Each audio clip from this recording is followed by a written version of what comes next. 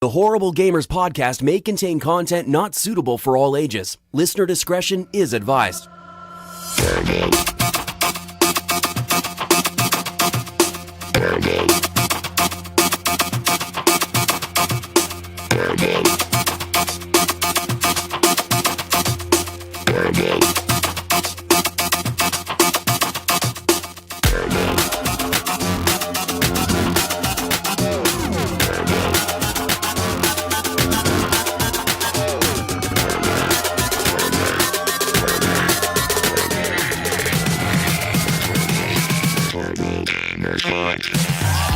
Welcome, ladies and gentlemen, to Horrible Gamers Podcast, show number 184, being recorded on December the 30th, 2017. I am one of your hosts, Gonzalez, also known as Jesuswalksalot. Today, I'm joined by my crew plus one from another crew, the TXL crew.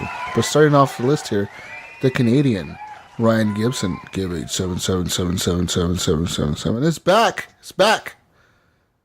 What's going on, everybody? Welcome. The final episode of Horrible Gamers Podcast of 2017. Let's do this. We're in this is the last Saturday of the year. Last Saturday of the year. Yeah, we're spending it here with you. And from the West Coast, the best coast, Gunnychief, Henley Merrill is back. Welcome back, Henley. Hey, Happy New Year, everyone. And still, happy holidays. Happy New Year. Happy gaming holidays. Happy opening presents and enjoying them days. Yeah. And from the beautiful state of Washington, but Oregon's still better, Wingman 709 from TXL is here. Welcome back, Wingman. Washington got you beat all the way. No, Washington has sales tax. Oregon's very beautiful. You guys have sales tax up there. Ain't no good. I'm just glad I don't live in California, so feel sorry for people who live there. Like me? Yeah. You're not too far away from it, though, Wayne. No, I am on the left coast, so Yeah. Unfortunately, but But you know what? Also, beautiful out here. You're not quite up into Canadian land either, so No. perfect right in Washington. Yeah. You don't want to be beautiful up where I'm there. at. You don't want to be in the Canadian land. Those people. Yes, you do. Anyways, guys, with that being said, you can always follow us on Twitter at _HorribleGamers. Leave us a voicemail on 971-319-1421. Please rate and review us on iTunes if you get a chance, or on Google Play, on Stitcher Radio, on everything you listen to us on, from the Podbean app down to your Pocket Cast app. Rate us, review us, please. Thank you. We appreciate it. You can always join the Facebook group, Horrible Gamers Podcast Community as the group. It is a closed group. You want to join it because there's like 500 and something members in there, always talking about video games and things going on with the community. A lot of arguments about Game of the Year discussions within the community going on there. People don't like PubG winning, but it could win. I don't know. There's Horizon Zero Dawn. Because you guys were wrong. That's why. Horizon Zero Dawn is in a very fucking close This second. is the community. This isn't us. Yeah, the community. The community is there. I mean, the community's voting. We go with what they say, guys. But yeah.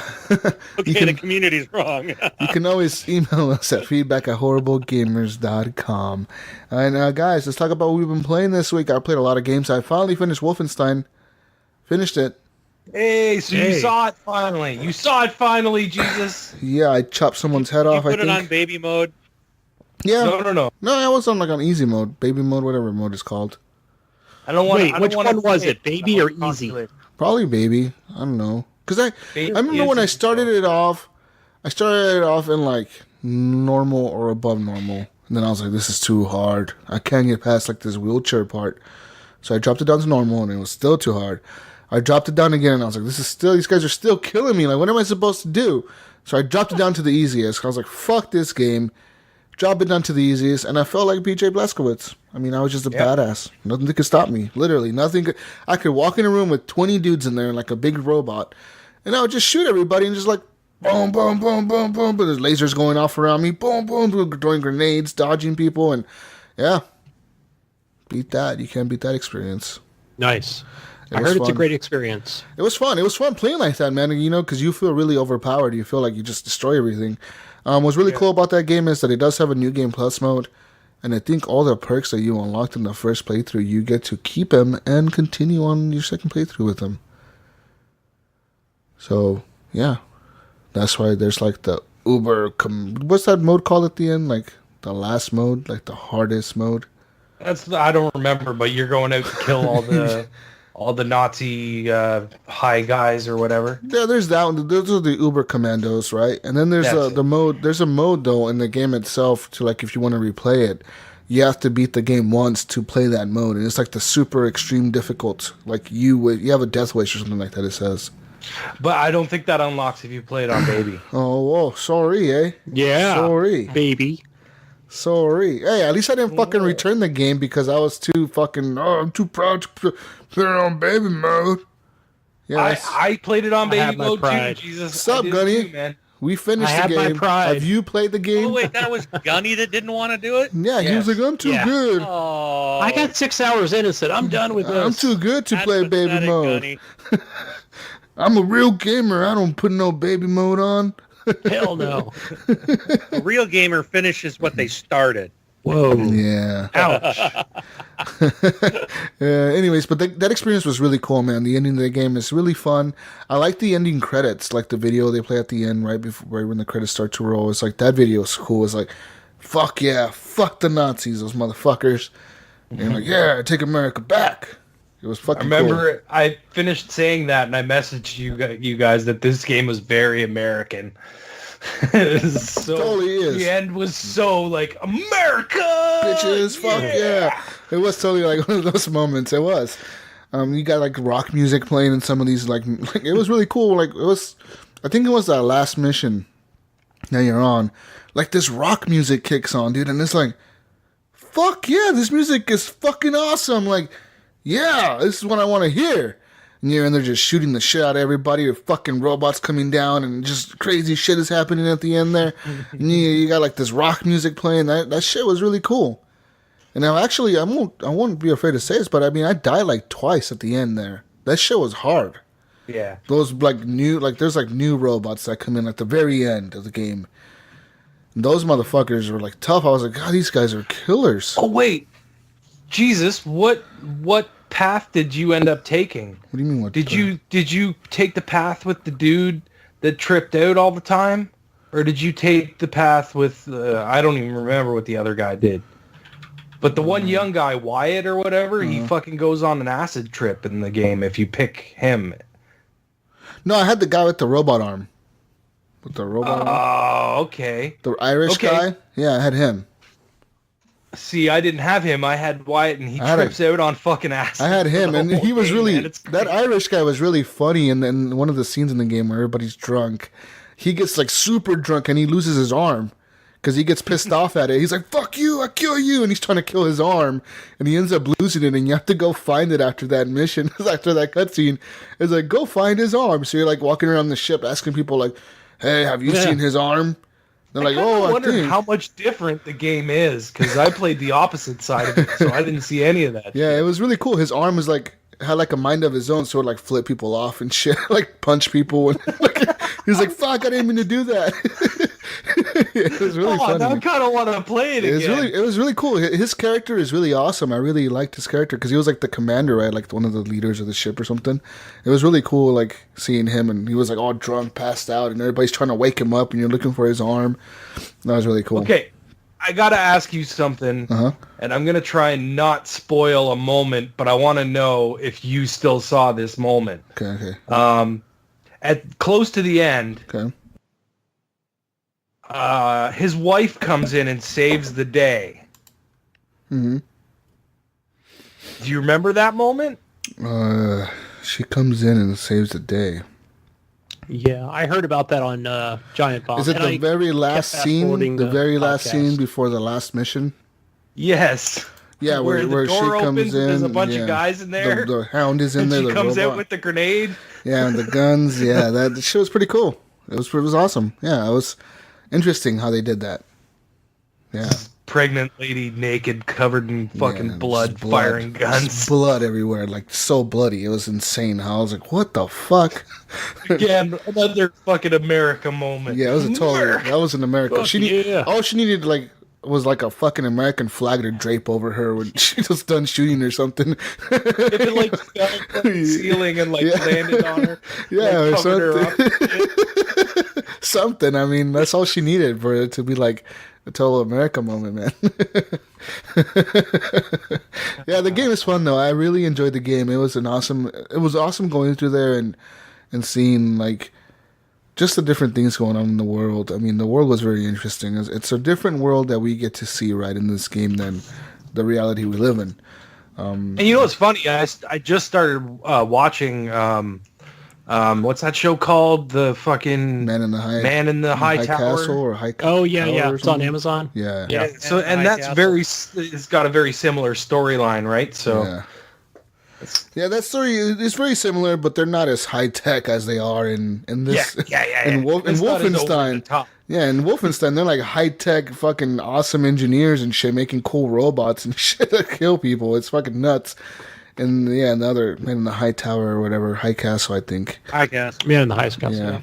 Yeah, that one. It's a pretty cool show. I watched it. Yeah, it's fun. It's fun. Fun times, guys. I think I watched the first season. Yep. I recommend you play Wolfenstein 2. I don't recommend it. What? I'm kidding. I recommend you play it. Just play it on baby. It was fun. What I don't like about the Uber Commandos, though, those guys that you have to go chase and those like side mission guys. Did you finish all that? All those guys, all they have is like they all have the same thing. They all do the same thing. They all have like those stupid grenade launcher pistols. But did you finish all those? No, I didn't do not all of them. No, I did a few, I did but like 2 or 3 of them, and like, then I was like, this is boring. I'm not gonna do all this shit. Like, no way. Yeah, those guys, they're all kind of the same. And I was like, I wasn't really impressed with that. I kind of, I don't know. And then the campaign, it was an okay length. It was like maybe 8-10 hours on baby mode. 10 hours maybe. And I was still on baby mode. So, I mean, I was running through there like constantly just running through there, man. That's what all I did was run and shoot. It was like a still 10-hour game. And pretty interesting.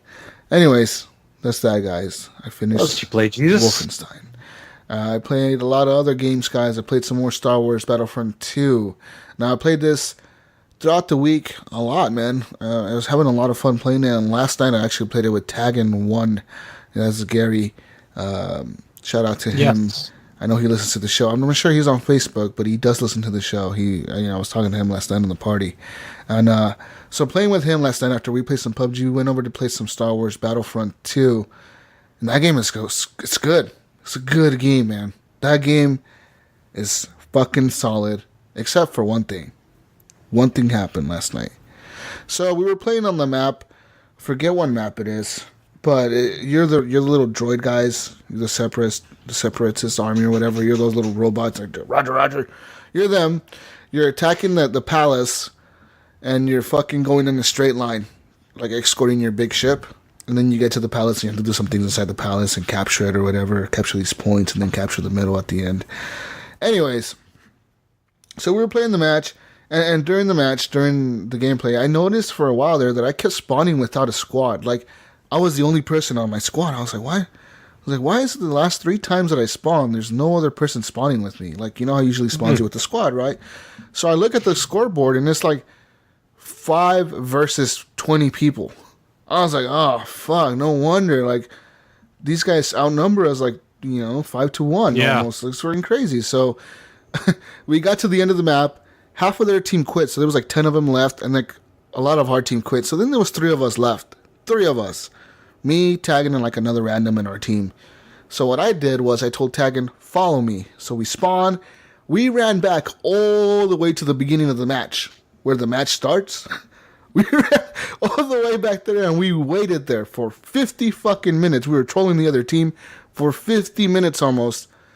And they finally just all quit until one dude was left. One guy stayed in the whole match. He was still waiting for us to get down there and attack the fight. He was like, fuck you guys. I'm not leaving this. I'm staying here. I'm going to defend my objectives until the end. So then he spawned in as Yoda. He kept fucking killing us. He kept killing us. And we had gone down to like the very last section of the map, which was like capture the circle at the end of the palace. on the top of the palace there. You got to capture a little circle. It's just a little circle, and you have to stay in the circle to cap it. And he was Yoda, and he was in the circle, just running in circles as Yoda, just running in circles really fast. And like me and Taggin, we just kept spawning in as droids, and we're like, fuck, dude, this guy keeps killing us.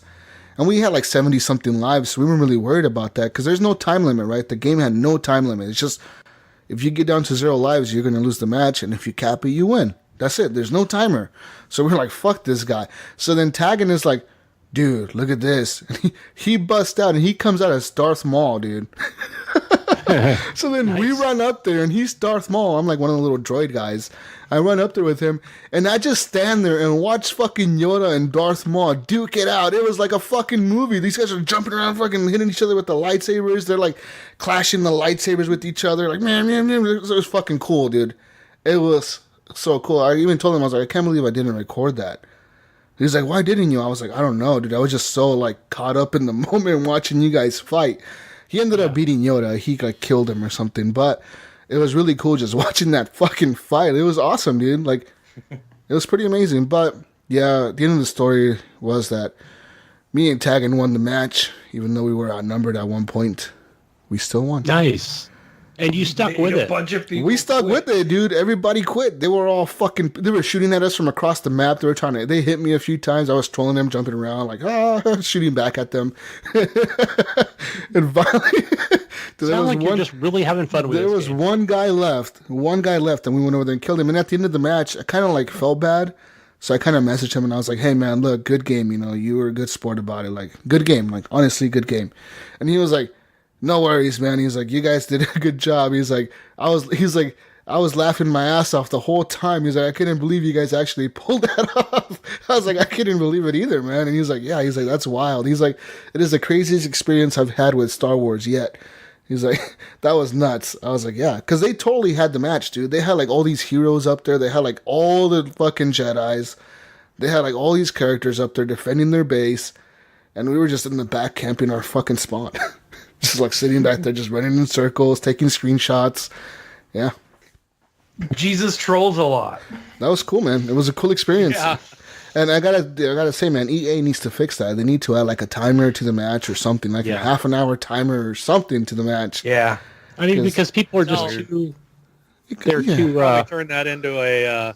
what do you call it? A loot box or a microtransaction if you want to sit in the spawn area. Yeah, right. You got to pay him $2 every minute. Yeah, like it totally like it broke the game. Those guys straight up quit because they were like, we can't kill them, and they couldn't come to us because if they would get like past our spawn, right, it would be like timers counting down for them to die. So they couldn't get past the spawn. So like, they were just stuck. They were stuck, and me and Taggin were just running around the city, looking at the city, like, oh, this is pretty cool. Come over here, check. Look at this. We were just looking at the buildings and being tourists while they were just over there in their spawn waiting for us.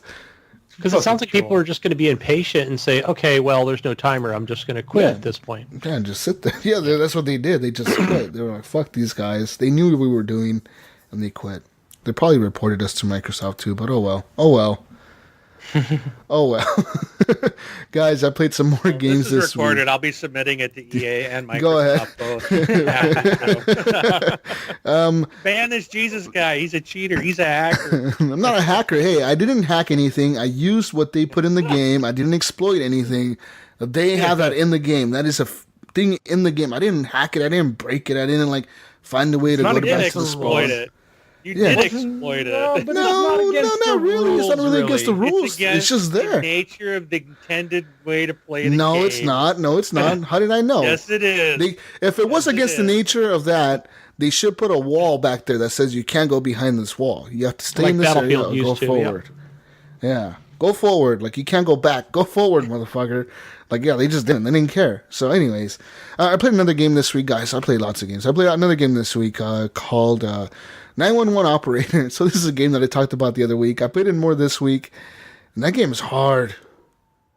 That game is so hard. That game is like... It feels like so cheesy, but it's so hard at the same time. It's like, what the fuck am I doing with my life right now? What's going on? So anyways, you know, you answer 911 calls or whatever. People are calling, 911, okay, what's your emergency? Then there's prank callers and shit on. They're like, fuck you. And like, So then you got to like send cops and everything. But every city gets harder, man. Now I'm in Chicago, and I had like a bunch of cool things unlocked for the cops. Like I have like motorcycle cops, like cops in like badass cars, like helicopter ambulances and everything now. But it's so hard sometimes when you get like 50 calls. You have like all these icons on the screen. You have to go to all of them, and you don't have enough cops to send. Does it have so hard. a thing where when the notifications are showing up where maybe that first call that you never responded to, does it show you like, oh, that person died? Yeah, if it you does. don't respond to it. It does, enough? yeah. Like it says like, oh, this person overdosed and you didn't respond fast enough. He's dead. It's like, oh shit. Okay, well, sorry. Or like this person, or like this person got shot and you didn't respond fast enough. You know, he's dead. Or this person died because he fell over and hit his head on the sidewalk, but he bled out anyways because he didn't respond fast enough. But it's like, what do you respond to, all right? You have somebody who got shot, and then you have cops getting shot at. So, like, where do you send your cops? To help your other cops? Because then they could get killed. Or do you send them to help the dude who got shot and he's on the sidewalk? It's like, where the fuck do you send people? It's really hard, man. You got to make a lot of those decisions. And it's it is a stressful game. That game is so, like, what the fuck am I doing? You know, last week's show where I think maybe it was Harlan or one of the people in the community asked the question of, what job would you not want to do? And my first thought was a 911 operator. Yeah, or a that police job officer, seems very stressful. Yeah. Very stressful. No. If somebody called me up as a 911 operator and be like, my house is on fire, I'd be like, oh my God, what are you going to do? Yeah, and there's people that do call you up. There's people that would be me, no training, you know? There is people that call you in the game. You, man. And there is people that do that. They'll call you and they'll be like, my kitchen's on fire. And then you have 3 responses, right? And it's like, ma'am, calm down. You know, are you in the house? Yes, what's the address? And then they give you the address and they're like, do you have a fire extinguisher? No. Okay, get out of that fucking house. Firemen are on the way. You know, or like sometimes they'll be like, yeah, I have a fire extinguisher. Well, then put it out. Because they'll be like, my sink is on fire. All right, yeah, fire extinguisher? Yeah, okay, put it out. The water on. And it's like, oh, that helped. And it's like, well, okay, thank you for calling 911, ma'am. Well, you know, and it's like, you could still send the firemen over there if you want to, but you don't have to really because, you know, the fire is out. So it's like, really, do you need to send them? So that game is really like that. But it's okay. It's okay. Other game that I played, of course, this week. Jesus, real quick. Mm-hmm. I don't want to take you off track, but are you going to talk about the story you posted in the group today? The swatting? Yes. Are you going to talk about that later? I could, yeah. Well, I mean, I don't know if it's on the notes. The whole 911 thing just made me think of that story you posted. Yeah. Yeah, I mean, I think it's in the news. Oh, wait, yeah, it is in the news, yeah. Yeah. Okay. I see it on there. I'm hoping we'll talk about it. Yeah, for sure. But another game that I played this week, guys, of course, was PubG. And I played Golf Story a little bit. Golf Story's cool, but I'm going back to PubG now. I got my 3rd chicken dinner literally right before the show. Wow. Right before I came on the Skype call. My last game on Xbox was PubG, and it was a winner chicken dinner, dude. Oh, my goodness. Man, that felt so good. Well, you got another one, too, earlier this week. I did. I got another one this week earlier with you. Yeah. You must be full. That's so, dude. That game, there's something about that game that, like, it's just the feeling you get in the end where your adrenaline is, it's like, it's pumping, dude. You're like, I can't fucking, and then you shoot the guy and it's like, everything just stops and it's like winner chicken dinner and you're like number 1. You see it on the screen, the countdown starts to like a minute and you're like, holy shit, you feel so good. You can't help but yell and scream and just be excited. You're like, yeah, you know, you're just screaming. Like, dude, like I go crazy on my headset when people are with me and I win, man. Yes. I go nuts. I go fucking crazy. I'm like, yeah, I won. It's like so good. And then just the game, what I like about that game is everything is high stakes. That game is not about like, it's not luck. It's all really like being tactical and being patient and being just patient enough to get a kill. Because if you're not patient in that game, you're going to die if you move a lot. If you're like, no, I'm just going to just go. Like, no, dude, you got to be thinking all the time, okay, if I run out in this field, where could people be shooting me from? They could be shooting me from over there, Okay, should I run? Should I crouch? Should I crawl across the fucking field? What should I do? You gotta think about these things. And in this game, what's really awesome is you get a kill, you know that person's game is over. That's the coolest feeling. You're like, that's right. Go back to the main menu, dude. You're done. Your game here is done. Go start a new one because you're out of this lobby. You know, and it's like Rainbow Six Siege, like Counter-Strike, but on a bigger fucking scale. It's like one life. That's it, man. That's why I thought you were gonna really like this, Jesus, when I was playing it on PC. When I played it at first, I was like, "This is a Jesus game. Totally. He's gonna really like this game." And there's plenty of people that I played with that just love this game, and I feel like no other game this year. I mean, besides like Ghost Recon Wildlands or maybe even Pinball FX3 this year, has brought the community more together than this game. And it's not just bringing our community together. I'm seeing like gamers from like the TXL group coming into our group and playing with us and us playing with them.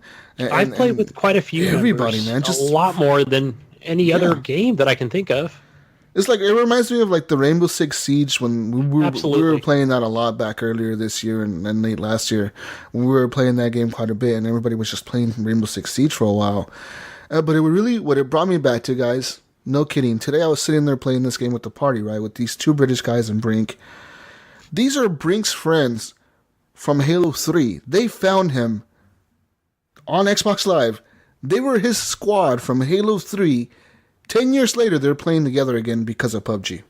He was on all day. Brink, you were on all day with those 10 fucking years later. I was waiting for you to stop playing with even one of the guys, so that me and Jesus can join. One of the guys today, because Brink was like, it's been 10 years, right? And the guy was like, don't remind me. It makes me feel old. He's like, you were like 15 back then, man. He's like, no, actually, my 17th birthday's tomorrow. It was like, yeah, man. It's like when you think about it, it's like, holy crap, time does fly. And it's crazy how like friendships are made, right? But this game, what it reminded me of completely was Titanfall, when Titanfall came out on the Xbox One originally. Just how everybody was hyped up, everybody was playing that game, everybody loved it, everybody on Xbox was like together, just like everyone that you could think of on your friends list was gaming on Titanfall when that game came out. Everyone. Everybody kind of moved from COD over to Titanfall. And then once that fell off, right, like now it's Battlefield and shit like that. But I feel like Fortnite and PUBG are the two games that I see most of my friends playing nowadays. Yeah. With some Rainbow Six Siege mixed in there, but I mean, it feels like everybody's playing PUBG or I would say a lot of Fortnite. There's a few friends that are not part of this community that I don't think that they are, and I've met them playing Rainbow Six Siege. Yeah. Yeah, I mean, there's a lot of cool people that you meet, man, and especially like PUBG is just fun. That game is just fun. It's like, it's so stressful, but yet it's so fun. It's so satisfying in the end if you win.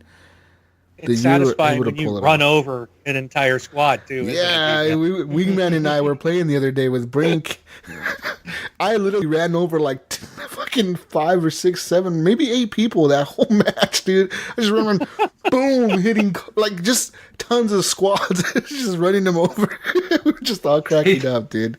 Jesus, were you with us when we were? Yeah, you were with us when we did the car run last night. Last night it was like a movie. So me, Gib, and 2 of other people. Was it Jiggly? Jiggly and Taggin. Jiggly and Taggin. And Taggin. Yeah. We were in a Jeep. We're going towards a circle. I think Jiggly was driving or Taggin was driving. Taggin was driving. We're hauling ass, right? Yeah. We stop near a house and we're getting shot at. They blow out our back passenger tire. I'm like, take off. And Taggin's like, fuck, I'm trying. We take off down the road. Here comes a Jeep down the hill shooting at us. He comes onto the road. It's like a fucking movie. This shit was like a movie. They're hanging out of their fucking car, pulling up next to us, shooting at us. We're hanging out of our car, shooting back at them. Finally, they shoot out our other tire. Taggin spins the car out. We spin out somehow. We're like, fuck, run to the next Jeep, because there's like another Jeep parked right there. So we're all running to the next Jeep. Those guys, they flip a U-turn. They're coming back at us. We jump in the Jeep. We take off driving. I'm the driver. And then somehow they had blocked off the road. They had like there was another squad that had blocked off, right? And then there was they were all standing in front of a big box. And Taggin tries to hit them at the big box, and we all jumped out of the car as the box hit.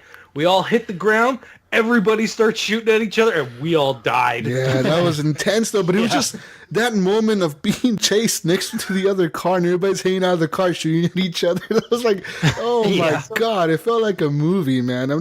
This was intense. Right. Never seen that happen before. That was really fucking cool. It was awesome.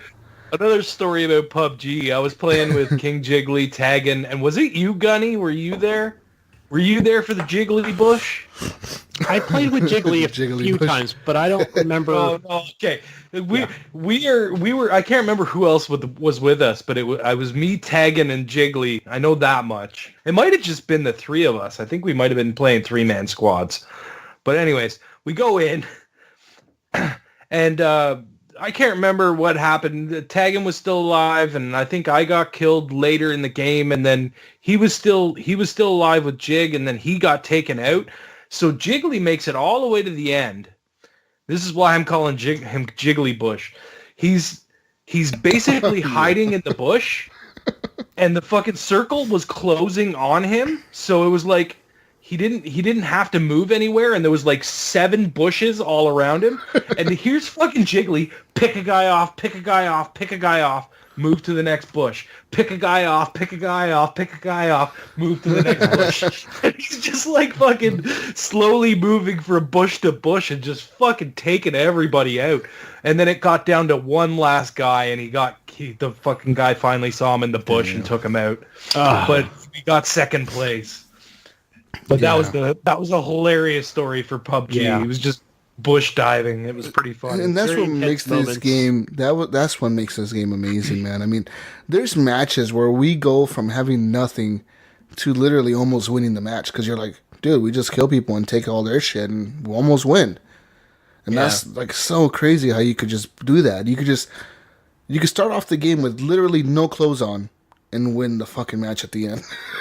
We did that. The last chicken dinner I got, we went in there naked. And we won the fucking match at the end. I don't know how we did it, but we pulled it off, man. I got a headshot at the end, and we won. That was wild. And there's so many stories, like Jiggly shooting me in the head when I was like going to go help him. No, he didn't. He shot you in the ass. He did. He almost shot you in the head because you were zigzagging in front of him. You kept, and it was funny because you zigged and he shot, and then you were zigging back and he shot again, and it was on the other side of your head. I was like, holy fuck, Jig, look out. Yeah. He shot me, man, because he was downstairs on the bottom of the floor of the building that I was in, and he was like, there's someone down here with me. He's shooting at me. And I run down. I'm like, all right, dude, I'm coming to give you cover. I go down there, and I'm unloading on the guy in the room, right? He's backing away. I'm trying to move in there. As I'm moving into the door to get the other guy, Jiggly just shoots me. He just shot me. I'm like, what the and it's like, friendly fire. Jiggly shot you. I was like, what the fuck? I was so mad. I was like, you got to be kidding me right now. It's like, really, man? Friendly fire seems to be a trend with you guys. You just had an itchy trigger finger. Yeah, that game is really bad with itchy trigger fingers, man. Like the other day. Hey, Wing, I haven't killed anyone else, all right? So I think I blew away... I killed, I think it was, who was it, Wolfie? Papa Wolfie? It was one of them. I mean, I was in an apartment complex. I had a shotgun on me, and like, these guys were like a few houses away from me, and I was like, all right, there's nobody near me. If I hear any noise, be ready to shoot. I heard a window break. As he's opening the door to come at me, he never said like, hey, Jesus, I'm going towards you, or I'm going to your building. He just breaks the window, walks through the door. I unload one shot. Like, I just shoot. I didn't even, like, aim. I just shot the door. He like, died right away. Like, boom, down. I was like, oh, shit. I was like, I'm sorry, man.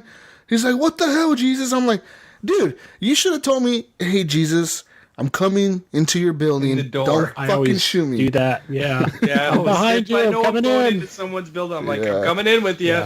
Your footsteps. It's me. Don't shoot. That's PUBG etiquette, man. You got to tell people when you're going into the building. Remember that?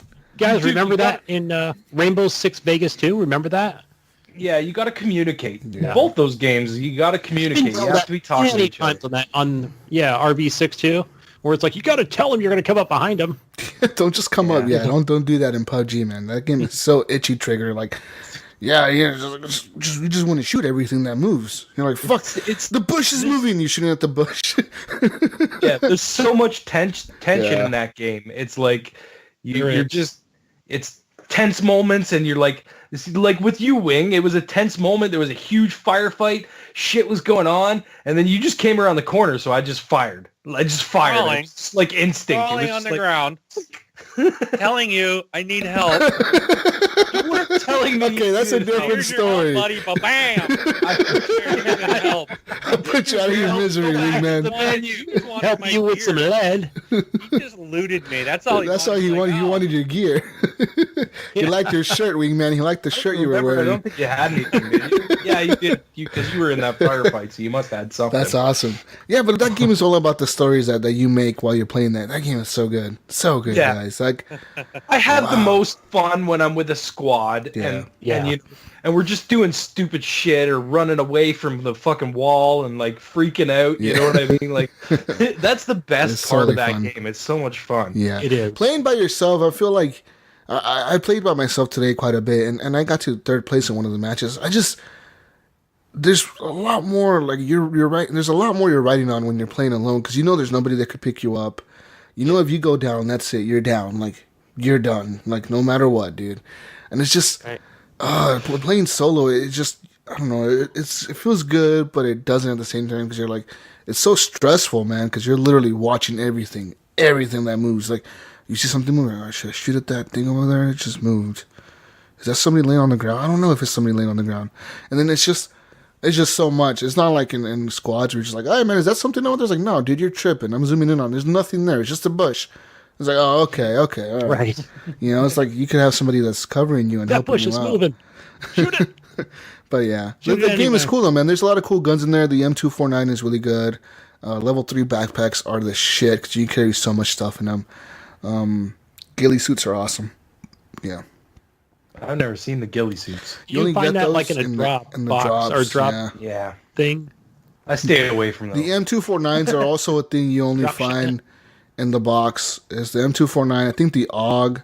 There's a sniper rifle in there, and then there's the ghillie suit that spawns in there as well. And those are the things that you find. They're only in the drop. A little bit of everything in there, yeah, like med kits and That ghillie suit though, man, playing like in the grass at the very end, you could hide anywhere. You could just literally lay there.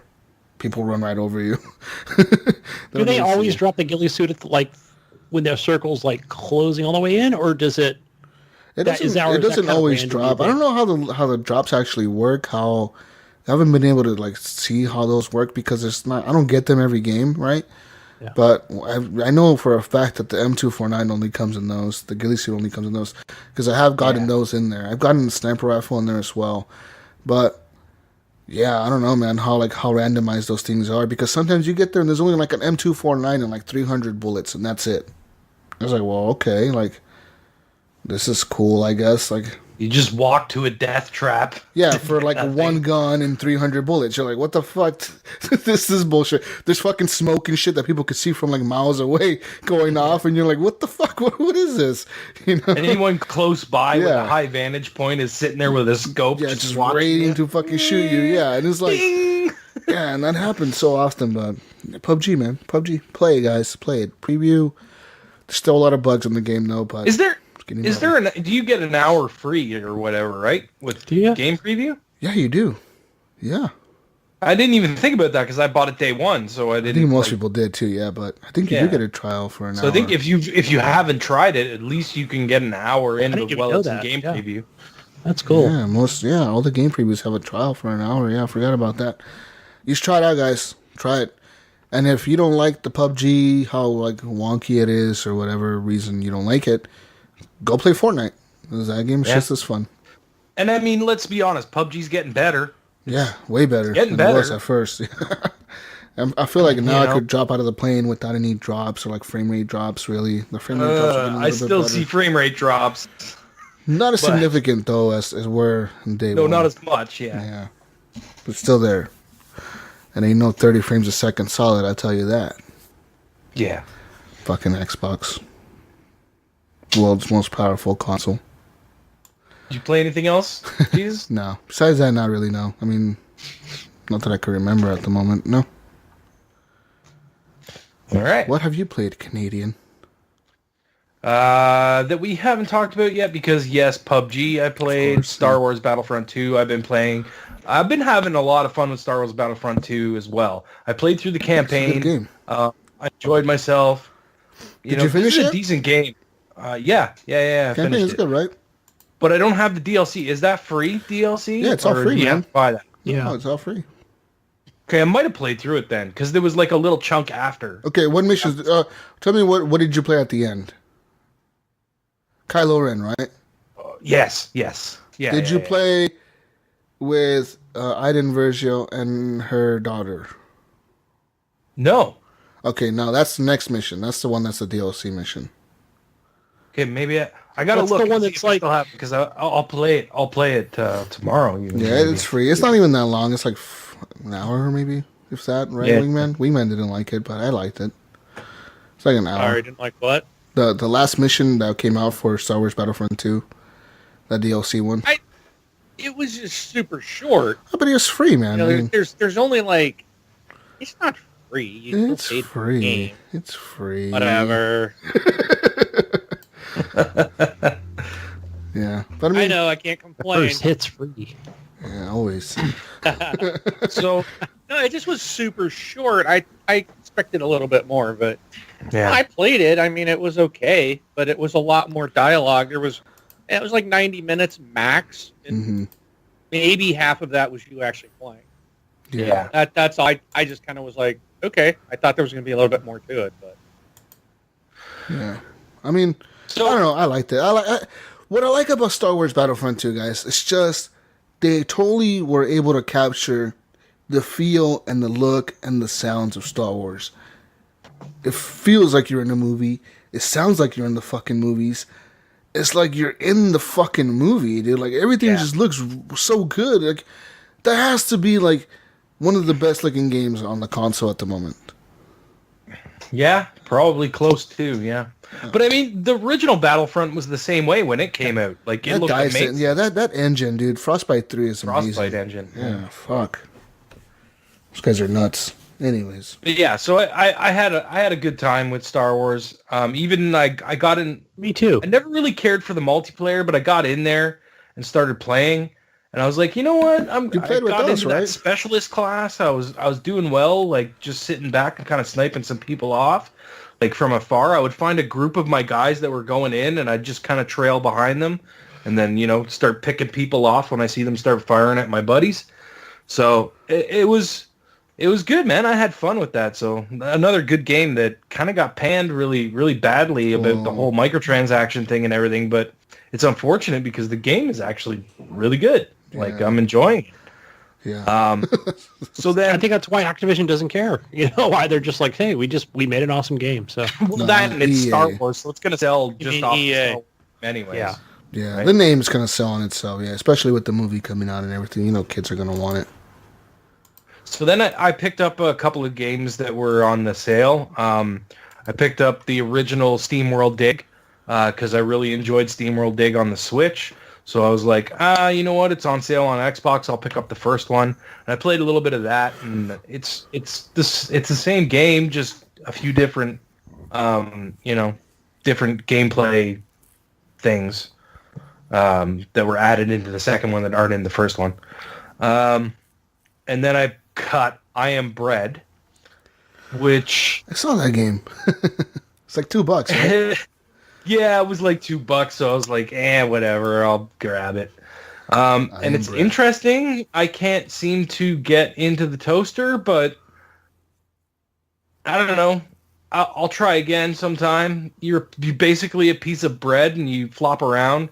It's like a physics thing, right? So your triggers are each corner of your piece of bread. So you hold down whichever triggers you want to hold down to get your bread. Like if you hold down the triggers, those corners of the bread are sticking to the floor.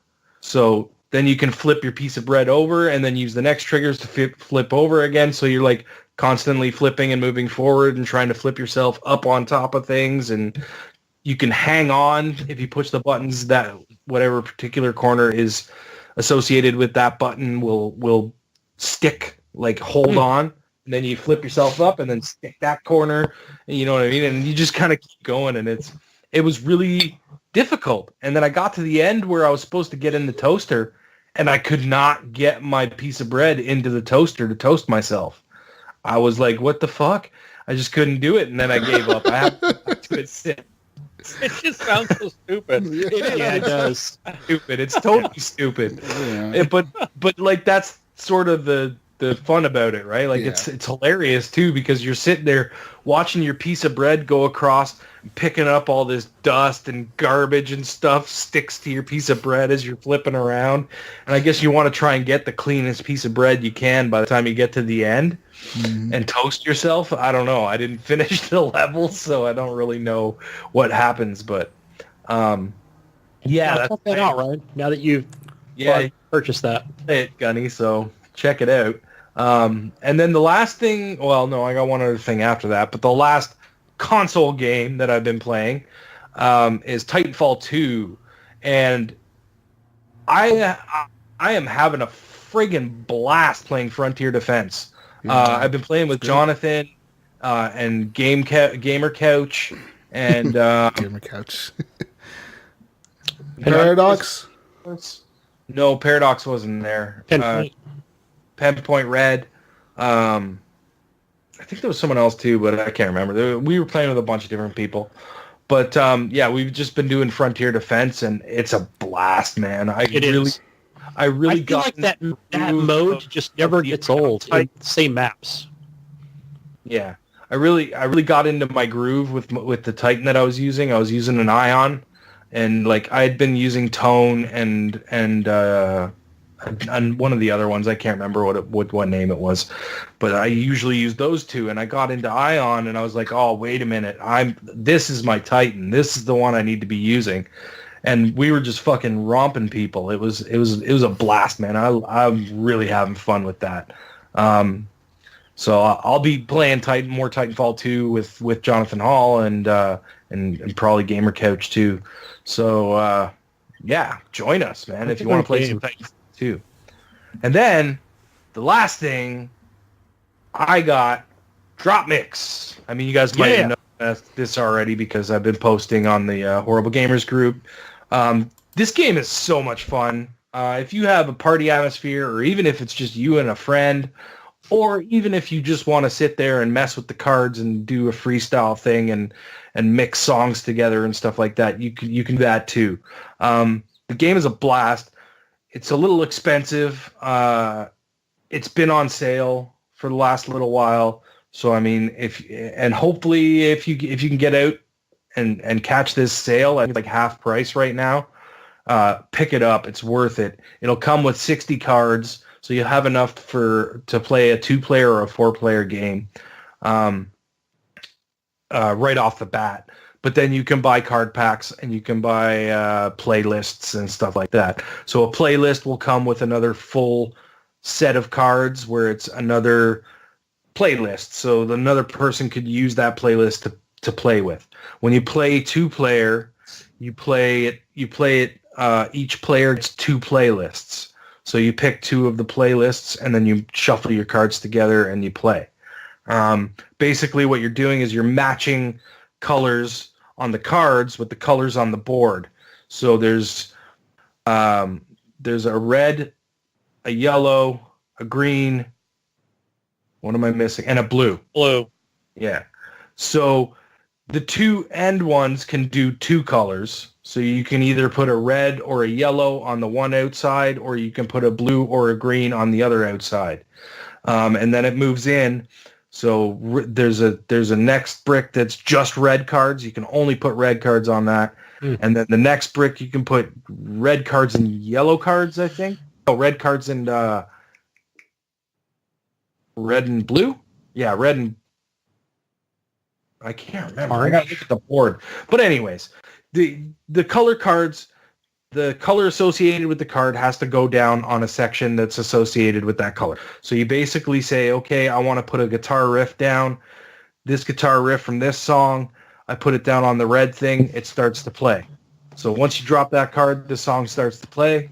And then you you get to put 2 cards down, and then the next player goes. So the next player puts their 2 cards down, and there's a scoreboard that gives you a score. You get 1 point for each cards. There's bonuses that'll flash on the screen sometimes that if you put the right card on that, it'll give you bonus points. So that's how you gain extra points. And then there's also effects cards, which when you put those down, they will either they'll do something. They'll either say, hey, you take 2 points away from your opponent, or it'll be like, hey, you can play another vocal card. If you have another vocal card in your hand, you can play a vocal card. There's all kinds of different things you can do to gain extra points. So that's sort of the point of the game, and the first person that gets to 21 wins the game. So that's your either 2-player or 4-player modes. Is there a thing in there where if let's say you put the red card on the red slot or whatever, is there a thing in the game that says, oh, you shouldn't have used that card because it's not going to blend well? Yeah. No. It'll change the tempo. It'll change the pitch. It'll do everything on its own. It'll just be it'll just mix in. It'll mix the next thing in. Everything will all mix on the fly. Everything. Yeah. It's weird how all this stuff works. That's why I'm you wouldn't think a rap song with Beethoven's Fifth with Evanescence would work. It does. It's incredible how it's wow. There have been a few mixes I've put together and been oh, this just doesn't work. It just does not. It sounds weird. It doesn't sound right. But it's very few and far between that you find that. You'll notice it. You'll throw a bunch of cards on and be this doesn't work. But it won't say that, correct? It won't say you can't do that, but it'll sound terrible or sound bad, or it just won't sound. Yeah, it just won't sound right. It doesn't sound terrible. You're not sitting there oh my god, I can't listen to this. Okay. It's still mixing everything together and trying to do the best it can, but some tempo and pitch mixes are just not going to work, right? It'll come it's not overly complicated, so that's cool. No, not at all. And then the thing is but it will tell you, if you take a red card and you put it down on a yellow slot that's just supposed to be yellow, it'll put an X on the screen and say, no, you can't do that, and you got to take that card back off.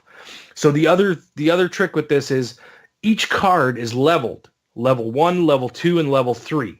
So you can only play a level 1 card. You can play a level 1 card on an empty slot, or another level 1 card. If a level 2 card is put down on there, you can no longer put down level 1 cards. You can only put down level 2 and level 3 cards. Okay. So now what happens is all of a sudden every slot is a level 3 card, and you're looking in your hand and you got nothing but level 1 cards, and you're like, what the hell am I supposed to do now? Well, you hit the DropMix button. The DropMix button basically spins a wheel and says, okay, it'll stop on either 3 card, 2 card, or 1 card. And if it stops on a 3 card, you take all of your opponent's 3 cards off. So that clears a whole section off. So now you can start playing one level 1 cards again. And it's really neat, man. I'm having a lot of fun with it. I know you picked it up, Wing. Have you played a lot of it, or? I just got it today.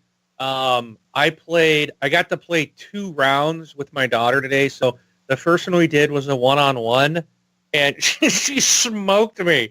She beat me 21-12, and I was just like, "What the heck is she doing?" It's you got to watch the board, because on the actual screen, the how it shows you the little things. Yeah, if it's blinking, it's a bonus. Okay, right. That's one thing.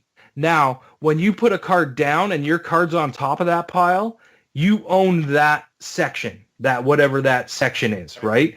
So if you own every section, you get a huge bonus. If you have your card on top of every section, you get a big bonus that way as well. Right. And there's a couple other things too. So you always want to try and take away people's, instead of placing another one of your cards on top of your own card, you want to try and take somebody else's thing to try and fill the board up on your side so you get a huge bonus. And those effects cards. Those effects cards we only played the one time. So and then the second game we tried the party mode. Yeah. That is weird. Fun. And it was just her and I playing. And we kept like, I'm like, it'll come up and say, give like a 3 red or something. And so I'll put one down and then she does as well. And then we lose, like you gain like 700 points for putting the card down, but then she put the second one down and it was like, and you just lost 1,000 points because they didn't call for that card because it's like working together. Only one of us can put it down. Exactly. Yeah. And you can have up to 4 people doing that. I was like, oh my gosh, this would be insane with 4 people. Plus it's like, hurry up because the quicker you do it, the more points you get. Yeah. Yeah. And it's a time-based thing. And that one's hard because it's like, put a 2 red or something. And it's like, you accidentally put a 3 red and you'll lose 1,000 points because, so it's just like, but it was a lot of fun. It played really that and we thought the same thing. We thought we were competing with each other. So we were both trying to be the quickest one to put the card down. And, and then we realized, wait a minute, we're supposed to be working as a team. We're supposed to be like, because this is stupid. We're like trying to put cards down at the same time and then we mess up, or we're sitting there waiting, looking at our cards going, and by the time we put a card down, there's no points left. Yeah. So, but yeah, one thing my daughter said too, my daughter really likes the game because she said, and it's interesting. She's like, you can't cheat. She's so used to playing with their brothers. Yeah. Her older one who, will bend the rules to make sure he always wins. She's like, you can't cheat on this because, and it's technologically, this game is like, really advanced. I'm like, this thing is really technically really cool. The fact that you can put a card down, it's just a card. I know there's an RFID buried in the card. Mm-hmm. So you got to remember that. Like my kids are not allowed to touch this thing. So you can't shuffle the cards like you normally would because you don't want to bend them. I would think it would risk ruining the chip in there. So you got to kind of, hold them sideways and just kind of flip them like this. You want to keep them nice and straight. So I won't let my kids touch it unless I'm with them. But she was like, you lay these things down and it immediately pops up on the screen exactly what card it is. It just starts playing. And then you stack another one on top of that and it's like that overrides it. But like you can, and it knows like when we did our party mode, I made a mistake. So when I first got the game today, and I set the game up on my phone, it said downloading the starter pack. I was like, okay. So it knew the 60 cards that come in the base game. Mm-hmm. Well, then I had tons of extras. So I just started ripping them open and we put them all together and we were shuffling them and we went to do the party mode and we put our cards on there. And I'm like, well, nothing's happening. Like nothing. Like I got no response from the game. We took them off, tried them again, took them off. And I was like, it's not doing anything here. And I realized and found out that those cards weren't added into the game. And then I'm like, well, now what am I going to do? They're all mixed up.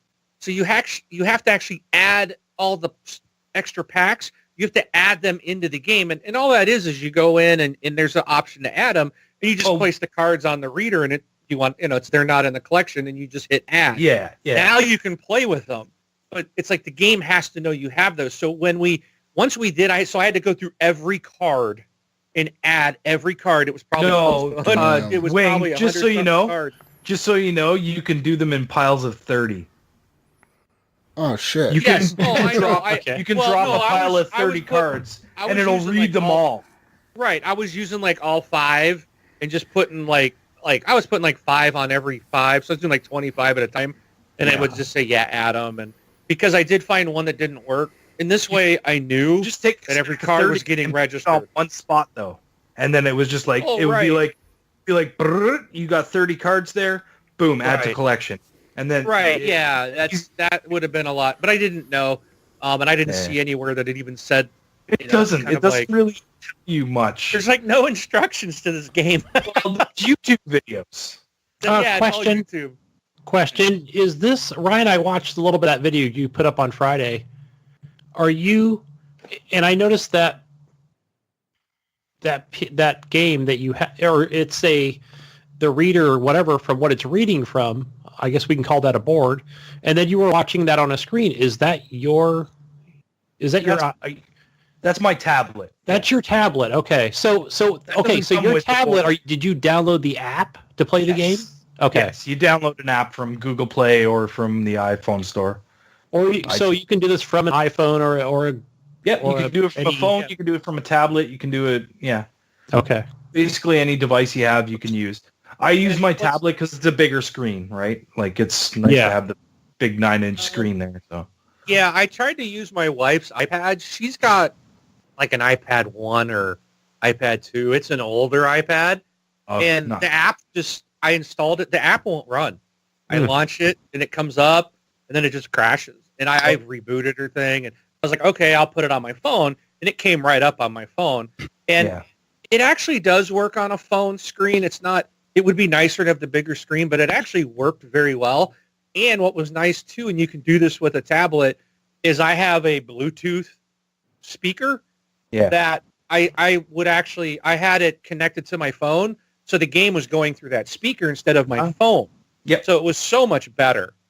So if you have like a Bluetooth really nice amp, you could set it up on your stereo system. If you have like I have a Google Home, we were just sitting at the kitchen table. I just plugged in the Google Home and connected it to the tablet, and boom, it was coming through Google Home. Okay. Everything one of those Bluetooth. yells speakers. Yeah, if it's a Bluetooth speaker, it'll work. Bluetooth, okay. Yep. But Sounds like fun. So DropMix, I mean, guys, it's a lot of fun. The other thing was there's also a single player mode. It's not really, it's just freestyle. You just basically drop cards on, and it doesn't matter. You don't have to worry about what section you're putting it in, or you could put 5 vocal cards across the whole thing, and all the vocals will go at the same time. You can do a lot of messing around with the card and playing with it and seeing what mixes with what and what sounds good and whatnot. So that's kind of the only thing you can do single player if you're by yourself, which is fun to, like, if you buy a new card pack or something and you want to check out the cards, you can just sit there laying them down and, you know, and check out all the cards that you just picked up. But yeah, so that's it for me. That's DropMix. What about you guys? Like, it keeps all the scoring and everything too for you. So it was like, I can't remember if I got this out, but like my daughter really likes it because you can't really cheat. Yeah. It knows which cards, which player put. The only thing, the caveat here is you have to pay attention to whose turn it is. At one point, I put a card down thinking it was my turn, and my daughter got the points for it. I was like, wait a minute. And I was like, oh, she's like, oh, Dad, I only put one card down. I wasn't done. And I was like, crud, that was, you know. Swing, there's a fix for that. You can remove that card if you don't play on. You can remove that card, and it will take that away.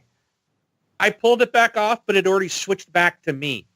I didn't do it like quick enough because it was her second move. I think it has to be before the end of the turn. Yeah, something like that. But she gave me an identical card so that I could play it later. It's no big deal. We were learning, but just pay attention. But it's nice because if you're following whose turn it is, and it lets you know on the screen, then I think it should say something, though. I think it should say something. You know what I mean? Like, I think it should give you like a now it's spray paint cans or something like that, and just that could get annoying though, going back and forth. Yeah, that's true.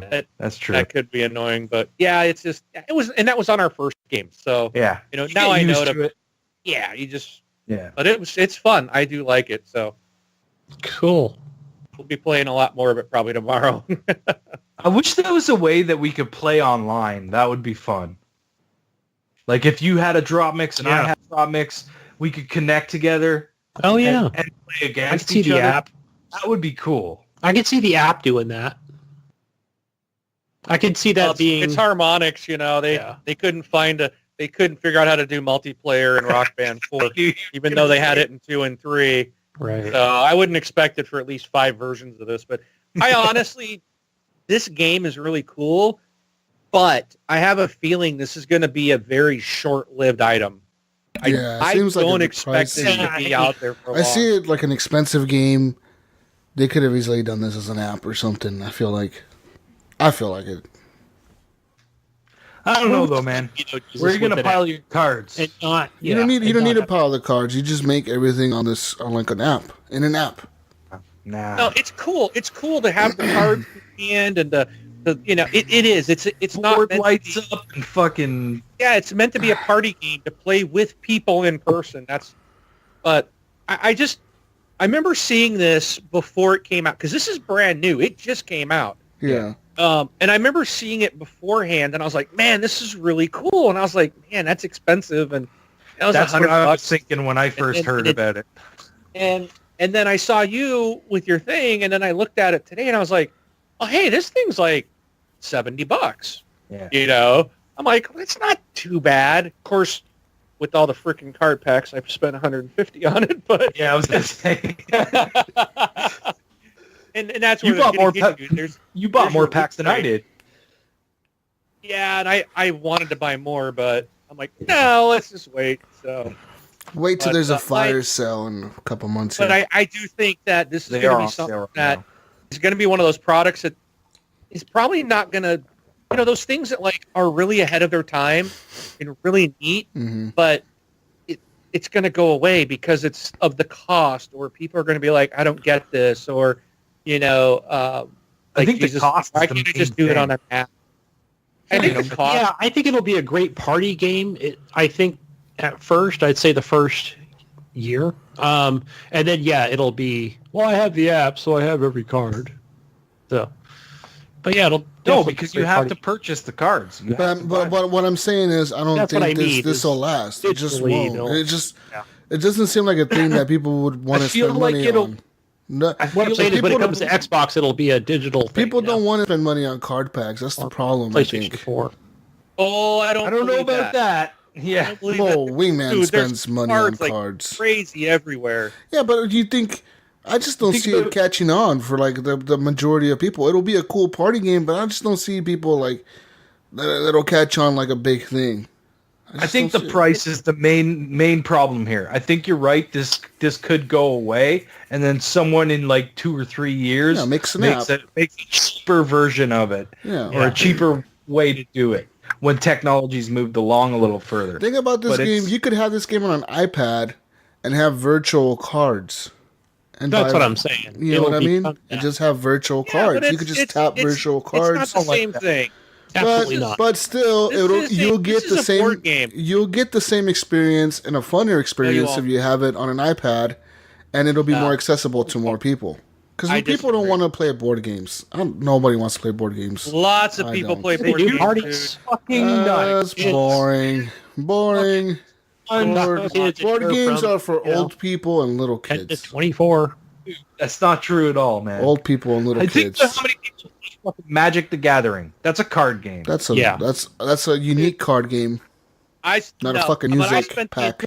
Look, How many I people spent the play entire Pokemon? day at the mall with my kids today, and one of the places we went to was this game store. And out front of the game store was all these tables and chairs, and they were filled with people playing board games outside of the game store. And I've seen that at lots of game stores like that. You go in and they have playroom. We got one not too far from here where it's like they got a basement that's nothing but tables set up. You don't have to buy anything. You can just come in there and play. Board game people they take it serious, man. This They is do. huge. This is not a old school. People don't do it. There is a ton of board games, and it's not a board game per se, but it is. It's that let's get together, let's get the people together, put your freaking devices down, right? And let's play. Let's have fun together. That's what this is. So it's worth the money. I mean, a lot of board games are $40, $50 anyways. Yeah. So this really isn't too expensive, But you it's do have not to too have- expen- you it's have not to too have the expensive device. on sale, but I think it's a little too expensive at regular retail price. I think $100 is a little much. It I is, mean, but up it's here, also, but the technology behind it compared to a plain cardboard board game that people will spend 40, 60, There's one my kid bought today. My oldest son bought this expansion for this Star Wars game. All it was is he wanted the freaking plastic ship that was probably about that big, right? As a Star Destroyer. Yeah. He paid $50 for that. And then I'm like, I looked at it, I was like, dude, you don't even have the game required. This is an expansion. He just wanted the ship, you know. But I looked up the game, and the original game's $80, you know. Yeah. So But it comes with a bunch of those little ships and characters and stuff. Yeah, right. yeah. You know, I know what you're talking about. think Isn't it like this those? is technology. This is tech.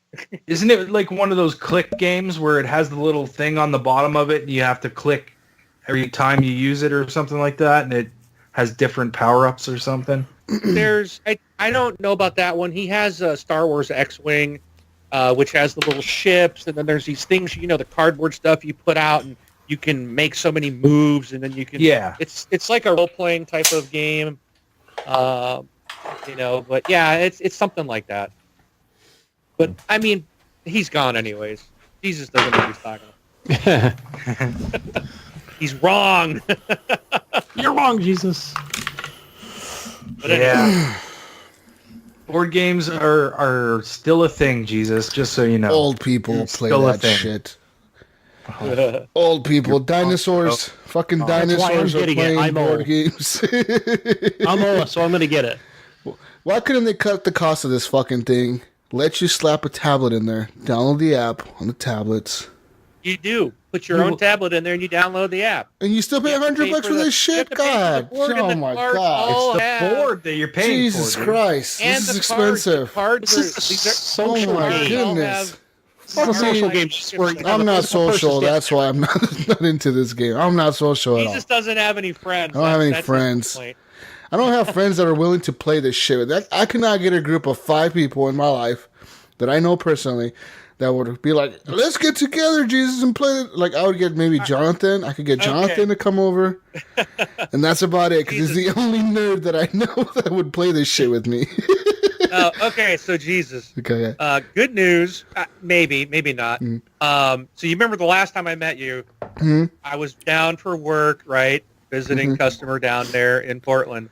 Well, that was my last trip, because that customer went and they had some shuffling around. Yeah. Well, I got them back again. Oh, wow. So Here I'll we be go. back in Portland now. So Go visit up with Wingman. I'm coming back down there probably in February or March. I'll bring the game with me. We'll get together and we'll play some drop. All right, we need to get Jonathan. Yeah, And do that. I'll We'll bet get- you'll buy it the next We'll day. get Jonathan together up Live here. stream it. Live We'll be stream it. playing 3 people, DropMix, and maybe I'll be bring all mine up into in it. March, too. There you go. You can drive up here, Gunny. Fucking- Yep. We'll all play. We could all play. I played other games, guys. I don't know if I should talk about them or not. Should. I can talk. Go, well, whose turn We'll is let it? you for know. it. Sorry. All right, it's my turn. Oh, Yeah. sorry. Yes. An hour of DropMix talk. So, Wing, you've been playing a lot of Did we drop miss mix. the card packs? Hey, we talked about that for like an hour. Okay. Go ahead, Gunny. I want to talk about other games. Okay, go What'd you ahead. play, honey? What'd you play? Titanfall 2. No one cares. Move on. Uh, I know because we talked about that. I played PubG. Uh-huh. Did we talk about that one? We did. yeah, that's We like did, 2 hours ago. That's a great game, man. That's awesome. some intense moments. No chicken dinners for me. I mean, I had chicken today. None? The wife made it. It was really good. No, It had winner chicken she made dinner, man. pasta with that, and I had like green beans. Anyway, so yeah, that was PUBG. That game makes me yell, man, when it gets like down to the last 10, 20 people. I don't know how many times I got in shit because Kathy was sleeping and I'm out there going, chicken dinner! Wah!" She's probably going to kill me just for doing that. Yeah. Yeah. That's she came in and like her heart was racing. She like, I'm like, yeah. I'm like, I had to take my head off my.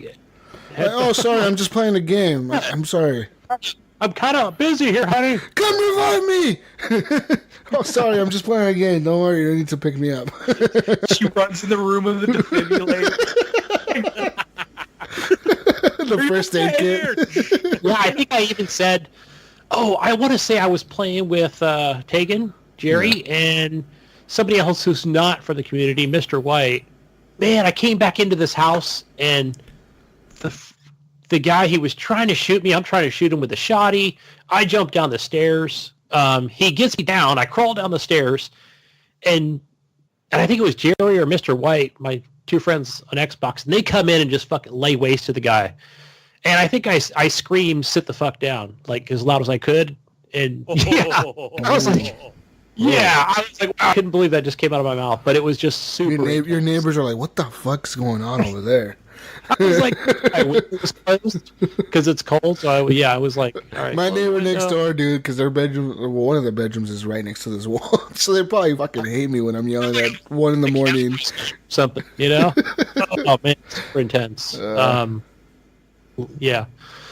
AC Origins, I'm still picking away at it. Awesome. Just kind of going through the motions. You need to finish that game, man, because we definitely are going to be talking about that game during the Game of the Year discussions. I need to. Just delivering alcohol. My just God, run man. through it. Just run through it. It overtime this week. I need to just make a pot of coffee one night and just stay up for 2 days so I can play games. Yeah, AC Origins, it's good. I played a game on PC called Dead Cells. I bought this. It's a preview game or an early access game on Steam during the Steam Winter Sale. And it's a Castlevania-style side-scroller. And it totally reminds me of some arcade game I used to play back in the day. Yeah, it's cool. It's different. There's a different take on the world of Castlevania. Mm-hmm. So it kind of brings it back to its roots. Okay. Definitely enjoying that one. Fortnite Battle Royale. I've been playing that with a guy at work.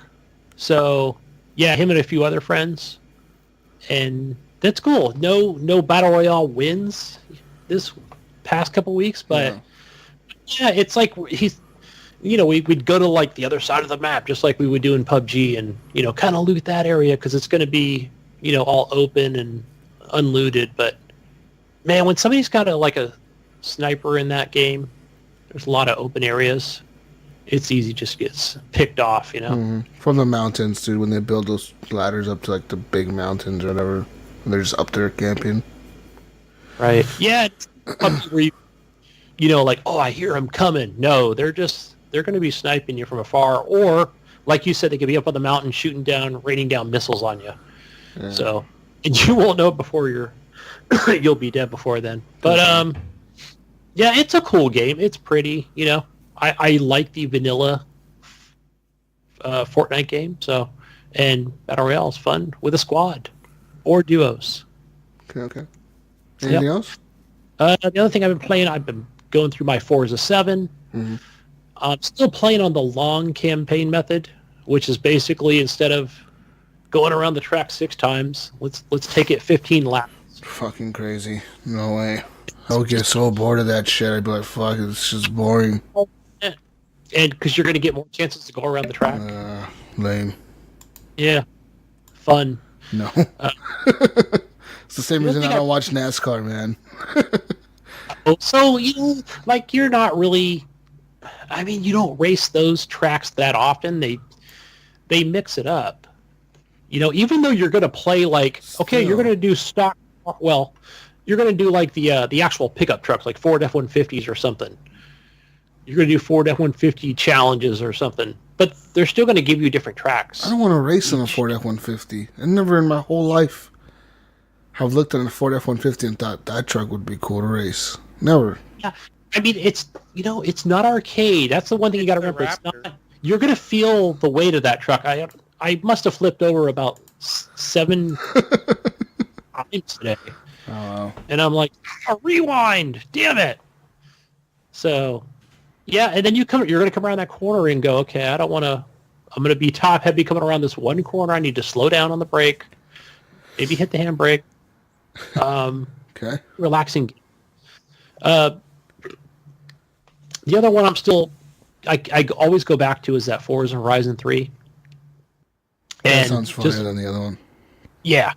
Playing those winter maps, man, with the HDR, holy cow, and it is snowing out. It feels like I'm driving in Canadian land, man. Yeah. It's some of those races are tough because you can't see in the blizzard. You can't. That's incredible. I think, Mark, I may have possibly figured it out where, I don't know, I did something with the HDR where I made it not so bright. But those storms are random. Yeah. You could be in the middle of a race and it's like, white out. So you just have to remember where the road is. Every game has its own HDR settings, if you guys didn't know that. Every game had. Every single game that supports HDR has their own HDR, like, toggle, like, little box thing that you have to match or mix match or whatever the hell. Like, AC Origins has it. Every game has it. Every game that has HDR has HDR settings that I've seen. It gives you instructions on how to... A lot of them do, some don't. Some do, some don't. Like, Assassin's Creed Origins doesn't give you instructions. It just, like, tells you, like, adjust it. Okay, adjust it to what? It just says adjust it. So you can just make it brighter or darker. It's up to you, really. Right. Yes. Yep. Yeah. But like Call of Duty is like match this square with the other square, and then that's the settings you want. So you do that. So the other game I played with my son was Hitman. I did buy I guess it's 4 episodes, and then it comes with a bonus episode. Jesus, I don't know if you've done the bonus episode on that. I can't. I have to buy the fucking Game of the Year edition bullshit, which is so stupid that because I bought every pack. I bought all of them. I bought every single one of them. $5, like the 5 of them. I bought them all for $15 a piece, and it's still like when I went yesterday, and it's like there's a bonus mission, something with the devil or some shit, Satan's son or some crap. Oh, and I'm about like, Ryan. I can't kill him. I can't kill him because when I went to do it, it's like, you need to buy this pack. So I went to go buy the pack, and it's like, this pack is not sold separately. And I was like, okay, what do you sell this pack with? And it's like, oh, we sell it with the Game of the Year edition, which is $41. But I already own all the missions, so why the fuck am I going to pay $41 for one mission? That makes no sense. So I don't know. I went in. Fuck them. I don't know if it's the year. Well, okay, so the one that I bought, it seemed like it was the only option because I already had episode 1 is free for everybody. Yeah, right? Yeah, the Paris mission. Yeah. So then it tells me, okay, I think the Game of the Year edition was $20. I don't know how much. I think I saw it for $40. Well, maybe back a while ago it was $40, but now it's $20. So yeah, that comes with the bonus mission, and the training mission is a lot of fun. The boat one, yeah, I like all the missions. All the missions are good. That at least 6 times over the last 6 months. I never played get through that first mission on that dumb game. Really? I bought the thing, and I still, to this day, haven't been able to get through the first you can't training get through mission. it? What? I couldn't finish it either. See what this game does is it goes back to Blood Money style of gameplay. So it harkens back to like original Hitman games. It's not like Absolution. Absolution was to me, I enjoyed Absolution because it was a Hitman game, but I didn't like it as a Hitman game as well because it didn't feel like a real Hitman game. It felt like a very linear game to me. I felt like you're going down hallways, you're going towards something. In original Hitman games, the map is just open to you and you can approach it however you want to. You have one target, you got to kill this one person. He may be like in a secure room, right, with like bodyguards in there, like, you know, behind like gated off areas where you have to go in there as disguised. But the point of that game to me was you got to figure it out. You got, okay, if the guy he's eating food right now, okay, I got to dress up as a waiter or as a chef to get close to him or to get into the kitchen, and I'm going to poison this food. So like that's the puzzle, and that's what this game brings back is that style of gameplay where you got to sit there and think, okay, I need to dress up as the cameraman to get inside and act like I'm taking a video or pictures or like to get into this embassy. This guy is going to be interviewed by the news crew. I need to dress up as the camera guy for the news crew or as the microphone guy for the news crew. So I need to find a way to kill that guy or subdue him, take his outfit, meet up with the rest of the crew, and be like, all right, let's go in there. And while he's doing it, once I get access into the embassy, I go kill a guard and take his suit and walk around the embassy and do what I need to do to kill the guy. You know, it's like a lot of that. It's a lot of like, it's like puzzles, but and outfits. and I like all the challenges that they have in the game.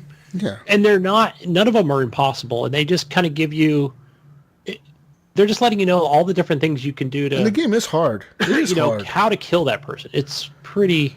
It's hard, but cool. there's a lot of hints. Them. So sometimes you'll be walking by someone and they'll be talking and they'll be like, "Hey, did you hear that this guy's in this room and he likes to do this? Well, I know some guy that works for the camp for let's say the guy works with the security.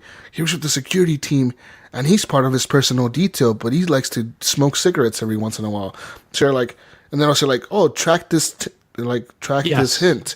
So you press A, or I think it's LB or something stupid like that. I think it's like the start button or something like that. Yeah, start or X, like something. You press something, that whatever it tells you to press, you press it, and now your new mission, on top of like your mission to kill the guy, is, okay, go find this guy and take his outfit. Go kill him and take his stuff. So either that guy is like part of his security team or something, where like if you kill him, then he won't have any bodyguards around him anymore. Or he's like his personal bodyguard. You can kill him, and then that way you have nobody around him when you need to kill him. So like, there's a lot of things like that, a lot of hints in the game that you just get by walking around. You just walk around the map and you learn these things.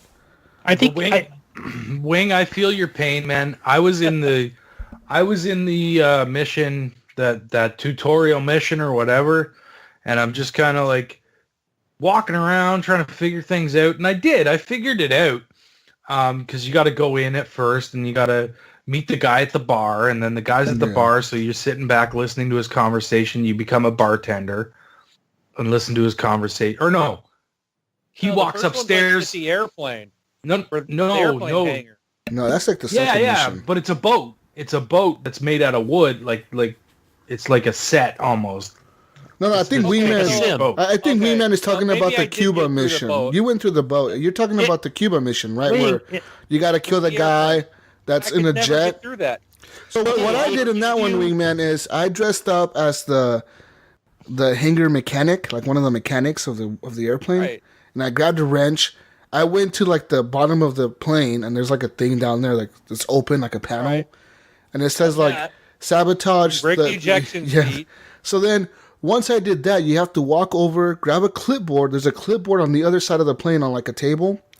You grab the clipboard and you walk upstairs to the guy in the room, the guy you got to kill. You walk up to him and you're like, "All right, sir, we're ready to test the ejection seat. Yeah. Could you come with me, please?" He's like, "What?" You're like, "Sir, we're ready to test the seat." He's like, "Oh, I guess, okay." And then you walk with him downstairs. You take him to the plane and you like, "All right, sir, I need you to sit in there and tie your seatbelt." He's like, "Okay." So he's tying the straps. "All right, press the ejection seat for me." And like he's like checking all the buttons. Like, "All right, press the ignition, press this, and you're going through the list. And then it's like, "Press ejection," and he ejects himself through the roof. Yes, it's awesome. My son did that the other day. So cool. Yeah. That was cool. Like, but I didn't know like if I was supposed to pick up the clipboard because he kept standing there. We're just kind of staring at each other. Yeah, you're supposed to pick up the clipboard so you can start going through the checklist. And I'm like, I know. Well, I'm like, go pick up that. That's what loses me though. I don't know. Like, it doesn't really give you direction to go pick up the clipboard kind of thing, right? Like, so you don't know, right? Like, you just have to randomly pick up that clipboard and then figure out, And then the other thing, he doesn't follow you. Like I was saying in that first mission, in that tutorial mission that I was playing, you go upstairs, and I figured it out. I got upstairs, I got to the guy, heard the conversation, and then I fucking shot him in the head, and I didn't know that I was supposed to exit and get the hell out of there. I was still kind of chilling, and the other dude was still standing by the thing, so I was like, maybe I'm supposed to shoot him in the head too. So I shot him in the head, and it was like, you shot a civilian. Game over. Here we go. You're supposed to going crazy. You're supposed to always exit every mission. Yeah. Every mission has an exit, and there's multiple exits to every single mission. There's like different areas you can exit through. And man, through that hangar, there's just so many doors and windows and a lot of guards there. But I took the easy way out. I just did like you did. And it's kind of weird where he hits that ejection seat button, and then it just tells you to leave. Yeah, it's like, all right, exit the area, and you're like, oh, fuck. I just left. Yeah, I'm like, I'm done. The cool thing is, a lot of the times when the accidents happen in the game, a lot of people get there, like, it attracts a lot of attention, so a lot of the guards run over there, and they're like, hey, what's going on? And then you just make your way out the back door. Like, oh, don't mind me. I'm just walking out of here. Yeah. It's a really fun game. Back to my original. I think I went back to the original costume that I had. Well, not the original. If you pick up your suit, every mission, I'll tell you this: if you pick up your suit before you exit the area, you pick up your suit and you exit with your suit on, you get an extra like 500 coins or points or money or whatever. You get extra money. You have to exit the game with your suit on. Like to get like the expert, or it's called like the silent assassin rating or some shit like that. Like to get the best rating as an assassin, you got to exit with your suit on. So like all the times I always make sure like, okay, I'm gonna leave my suit here, come back here when I'm done. So I always go back and get my suit and just walk out. It's fucking awesome. The game's good. The game's good. It is. Like, and it looks so beautiful, man, on the Xbox One X, right? It looks good.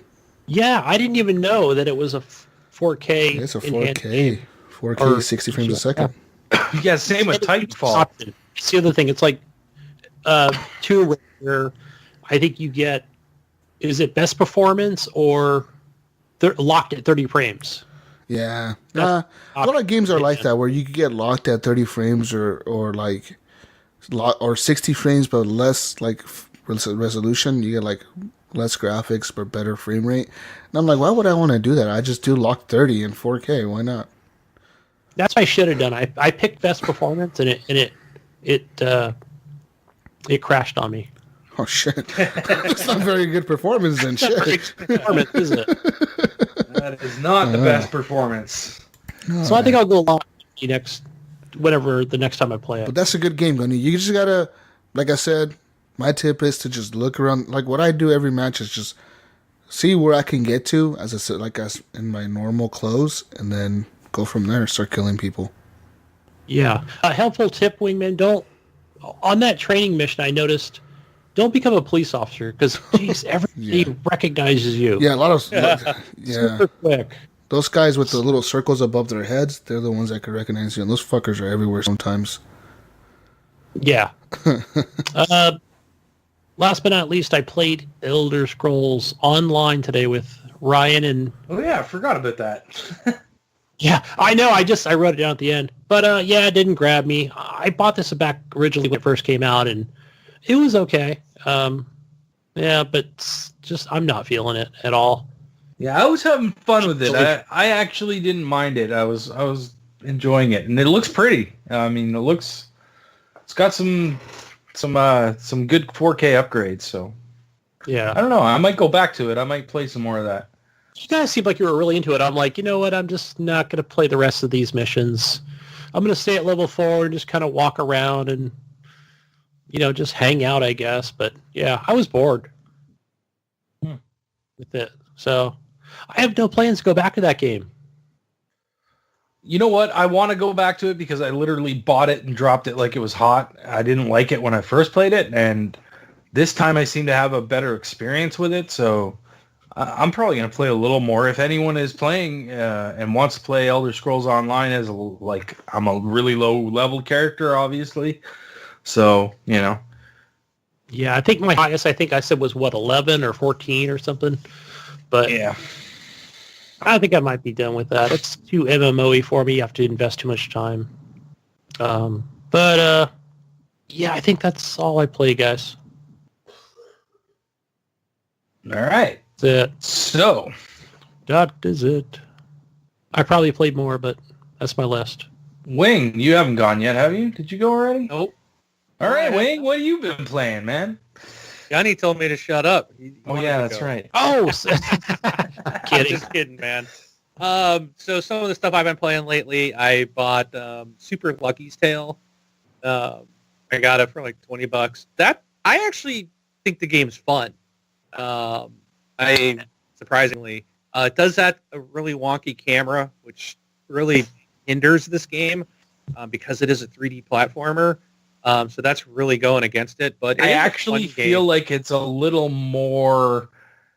better than most of the 3D platformers that came out, not including Mario, obviously. But not including Mario. Yes, I said. So, I mean, like, Ukulele had really terrible camera, too. It was really, really bad. But how far in have you gotten, Wing? I'm not too far. I got so many games right now that I picked up. Yeah. That I played it for a bit, and then there's just so many, a lot of things at this moment, which is weird. Because I really enjoyed it at first. I was like, okay, this is really cool. It's 3D platformer. It's fun. And then I got to a couple of levels where I was like, I'm not having fun with this anymore. It's really annoying. It's weird because it's like I feel like I'm playing Skylanders. A little bit, yeah.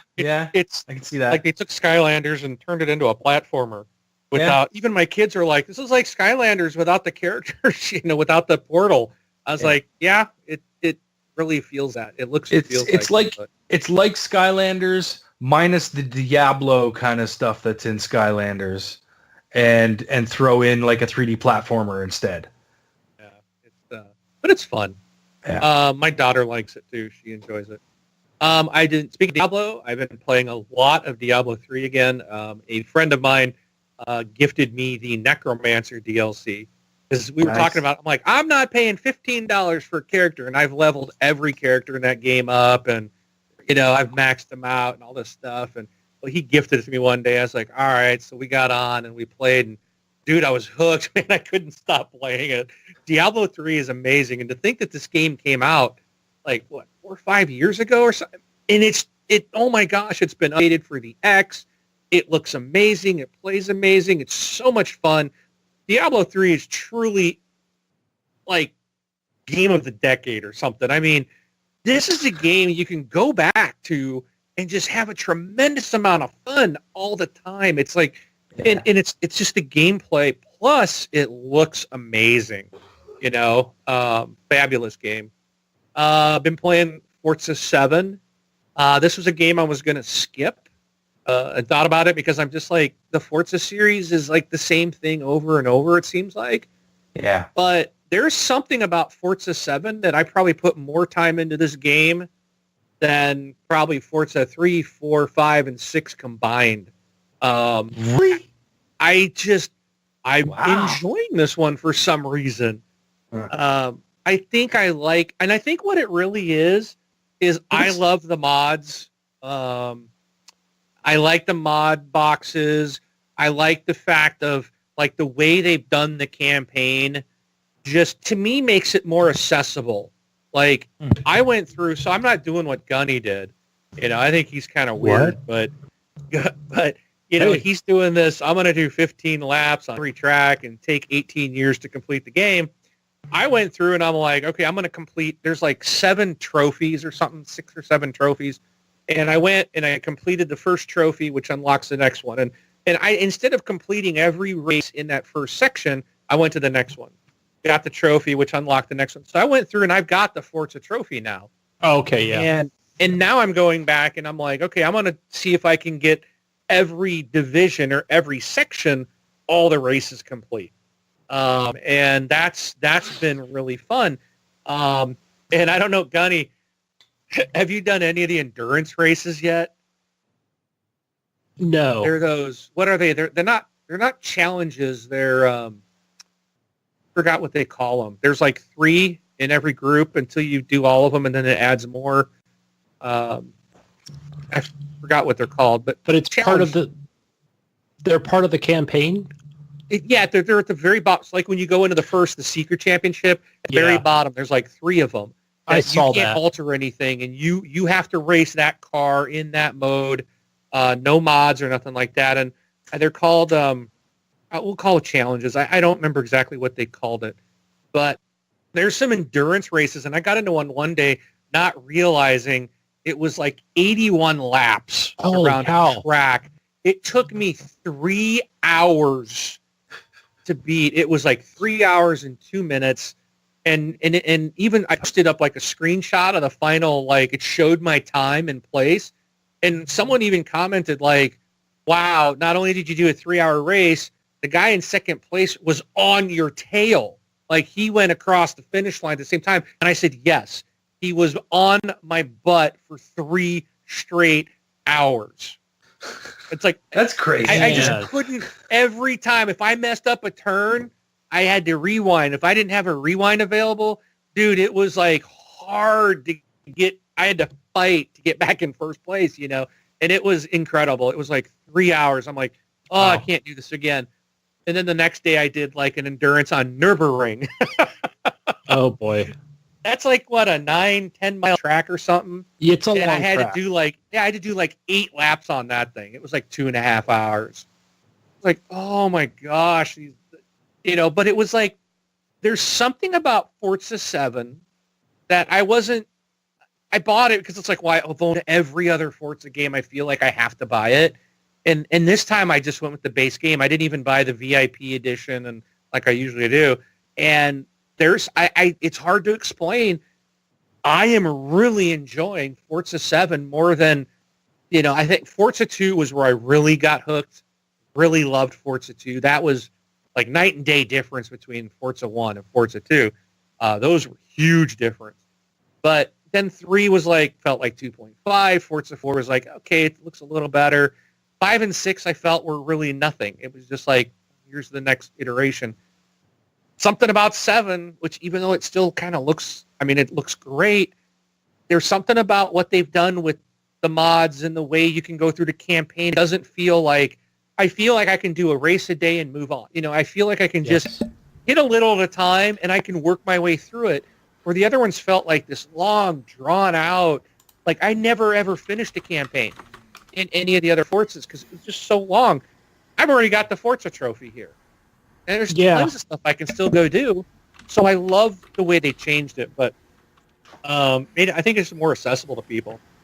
I keep meaning to go in and play this more. So one of the things, do a race a day or something, and just be done with that. Yeah, because I can't do hours and hours. By the time I was done with that 3-hour race, dude, I couldn't even see my screen anymore. I was like squinting. My eyes, I swear my eyes were bleeding. And I'm not trying to be dramatic. I'm serious. I was like squinting just because staring at that for 3 hours was just like, oh my gosh, I can't. I'm almost at a point where I got to quit because everything's getting blurry. And I've been that way. I've been that way before playing pinball for hours and hours on end, just sitting there intensely staring at the screen. I've been that way playing Call of Duty before, man, all night, just fucking like the sun's coming up and seeing on my window, like, what the fuck? My eyes are all red. I've been staring at my screen for like the last 6 hours playing Team Deathmatch. And then all of a sudden you can't read anything anymore. You're like, what is everything's so blurry. You stand up and you almost fall over. As soon as I got done, man, I was just like rubbing my eyes. I'm like standing up. I'm like, oh, my back, I'm like, I put everything down. My thumb was killing me. I was just like, one thing that I'm getting nowadays, guys, that I'm getting older now. I'm an older gamer now. I'm growing up. I'm getting like this thing. You're gonna start playing board games. I'm getting this thing in my elbow, man, where like my elbow, I don't know if it's the way I'm holding my arms like in an L shape, right, because of the controller. My elbows hurt after all. Like every so often I have to stretch my arm out and my elbow will pop. And like it starts hurting. Like I get pain in my fucking elbow, man. Like, what's going on, guys? That's not good. Dude, that's Jesus, not you good. should probably talk to a doctor. I'm gonna get like sounds like carpal tunnel or something. I need to start taking some vitamins. Man, because I get that. I get the pain in my elbow, but I get it from work. From like sometimes at work I get it too. Yeah, at work, because I work in the machine shop, so we're holding grinders, sanders, boxes and metal and shit, lifting heavy stuff up, and it's like, my arms, man, like I don't know. But wow, Mark, I think I heard you talking about this on your podcast. Those challenges. Yeah, he did in Forza 7, yeah, but because I wasn't sure. I think when you were talking about these 3-hour long things, I thought he can't be talking about Forza. Yes, Forza 7 has. Yeah, because I've only races. Because I've gone through I think 1, 2, 3, like 3 on each one that I've just kind of randomly chosen for each one. But I it makes me I should just kind of make the championships to a shorter amount of laps just so I can go through. But I thought, what? I'm having a blast with this game. No, Gunny doesn't play in baby mode. The way it is. Gunny plays in hard mode. Gunny does 6-hour races. Oh yeah, I'm thinking. I wonder now if I go to it, if it's going to actually say 180 laps. Yeah. No, now I'm curious. I'm going to look at it tomorrow. Like double the No, laps. when you complete the Forza Cup, it actually opens up more of those challenges in each cup, and I think then you get the endurance races. Oh, okay.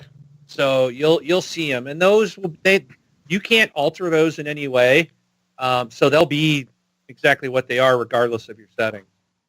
Now, well, I think there's an achievement on one of them if you adjust an endurance race to be a long race or something to make it even longer. There's like some kind of an achievement there.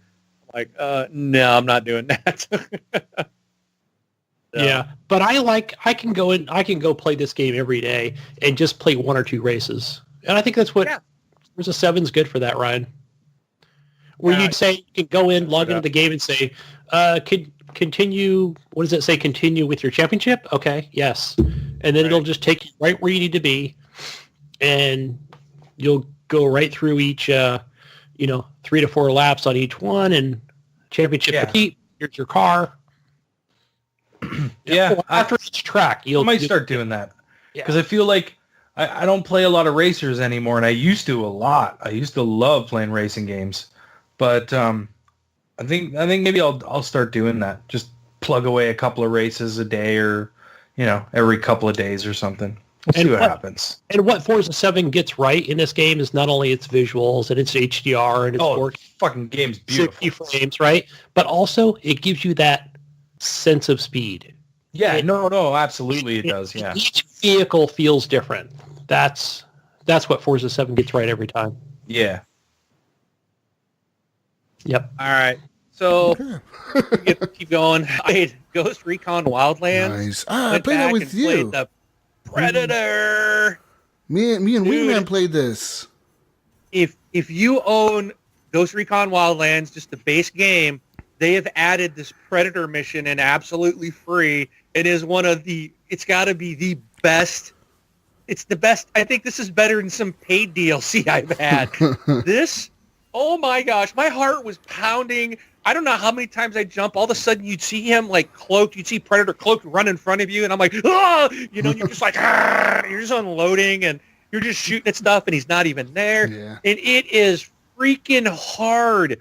He jams, like he jams everything. So you've got all you have is your guns. That's it. No drones, no rebels, no mortars. You can't do any of that type of stuff. It's you and up to 3 other people taking on Predator, and he'll come out like he cloaks. And we did discover, I know when I was first playing, everybody was saying, "Oh, you can't shoot him when he's cloaked." We found that out to not be true.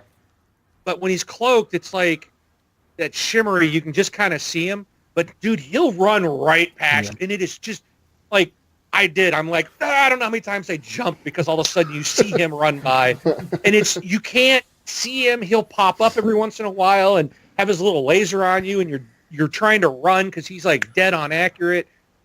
And it's awesome because this is what I would expect from Predator. It's like it may be almost. I mean, it's hard, but it made it feel right. It's like I would have been real upset if I'd have beat him the first time out. Like, well, that was lame. The fact that he's so challenging and it takes teamwork and like if you go to pick up a down teammate, he will peg you. He will shoot you every time. As you're picking him up. You want to have like a third person and say, I'm going to go pick him up and have that third person watch because as soon as that laser light comes on, if they shoot Predator right away, he won't shoot. You can get up. But, oh my gosh, it's so intense. So much fun. Do they get the audio right? Something to me. Yeah, they explain do. Something to me, though. This isn't a game mode. It's a mission It's in just the a game, mission right? in the game, It's a yeah. Yeah, Yep. so like it's not like a multiplayer game mode where... No. And the Predator is just an AI, right? Yeah. Because there's been a lot of confusion over this. I mean, He's just an AI, and it's just a mission that pops up. Like, it'll pop as a thing that says, like, hey, we got information of, like, this secret thing going, like, this weird creature appearing in this forest. Go check it out. And, like, it'll even tell you, like, on the mission, like, this mission does not progress your story in any way. You can skip it if you want to. Like it'll tell you right on there. So then you just go there and you're in the forest and you walk into the little circle and it's like you see him standing on the hill and he's like looking at you. He's like, "What's up, motherfucker?" And then he shoots at you, and then he's like, and he like jumps up on the trees, and then he even like, dude, he is so fast. He's a badass. You will see him, and then he'll disappear because he jumps in the trees. And he will be behind you, shooting at you. Yeah, in like before you even turn around. And a half, dude. Yeah, before you can turn around, it's like, oh my gosh, he's so fast. It's like unfair, but it is Predator. Yeah, I mean, go watch the movies. In the movies, he's a badass. He's like a bad motherfucker. He'll fucking kill 20 fucking soldiers at once. Do you get a Gatling gun in this game that we can? No. No. No. And the cool thing, they should have released that. Come on. And the cool thing is that what happened was Wingman invited me, and I was playing the trial this week, which I I played through the whole trial. I really enjoyed that. I was playing with Wingman, and I had like the base guns, like the first 3 guns in the game. That's what I was using, and I was still able to get hits on him, and he was still taking damage, and it worked. It's fun. And I tell you what. When we killed him, we were happy. It was one of the most like exciting moments. Yeah, we were all happy. We're like, look at him. This was like the hour-long defend achievement in Gra 2. I mean, that was like one of my most favorite gaming memories. This just got up there. I mean, it's like right there because then there was no achievement. There was nothing. You got like a face paint and a couple of like things like that. Really nothing exciting, but it was like, oh my gosh, we beat Predator. Yeah. Like it was like, wow. It was so and what happened at the end? At the end, he falls to his knees, and then we're like, Carbide is like, come over here, look at him, he's right here. And then we all run up there, and he like looks up at us, and he's like Carbide's laughing. Like, run! He's looking at us, and he's like, ha, ha, ha, ha. Doing is you hear the beep, beep, beep, beep, beep, beep, because he sets the nuke off. So we have to run out of the area to clear the nuke. And I remember turning around, I got clear, and I watched it. I was like, oh, that's friggin' awesome. And then we went back up there, and it was like, just check him out. And of course, he was gone. But, it was so much fun, man. Yeah, it was cool, though, like seeing him, like, look up at you, and then he starts laughing, and he's, like, pushing the code, like, ha, ha, ha. I'm going to blow myself up with you fuckers here. It's true Predator, man. You felt like I remember going, we need Schwarzenegger and Danny Glover, man. We were just getting destroyed. Yeah, it was bad. It was cool though. It was fun. Good times. So I picked up Call of Duty World War II. I played I think through the first mission of that. So I don't have a whole lot to say on it. But I will say this, for some reason, this, like, Call of Duty to me has always been very easy to control. Like, the controls are very fluid and just, I've always loved Call of Duty for that. Yeah. I don't feel that in this game. For some reason, the controls don't feel right. It's like it doesn't feel as fluid as Call of Duty always has been. I would definitely agree with that, yeah. It just seems like I can't, I don't know. It's just, but I've only played a little bit of it, but it looks really good. It's definitely like chaotic. It's like at times I'm like, is that a good guy or a bad guy? Who am I shooting at? It's intense. So so far I like it. I've been playing a lot of Infinite Mini Golf. I really like that. That's another Zen Studios game. The makers of Pinball FX3. They make Infinite Mini Golf.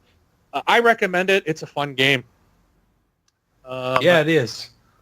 I played Assassin's Creed Origins. I finally started that up. I skipped the Assassin's Creed game for a long time. I just got really tired of it. And this one, I'm probably an hour, maybe an hour and a half into it. I think I'm finally starting to. I was playing late last night, and I was like, "Oh, I gotta quit." It was finally like, "Okay, I'm having fun now." Yeah, so I'm looking forward to really diving into that. That game opens up a lot more once you're into the game a little bit. Like, you realize that the first 3 hours of the game, it's just the intro of the game. Because, like, once you get to Alexandria, right? That's when, like, the Assassin's Creed logo and all that shit pops up, like, way after the beginning.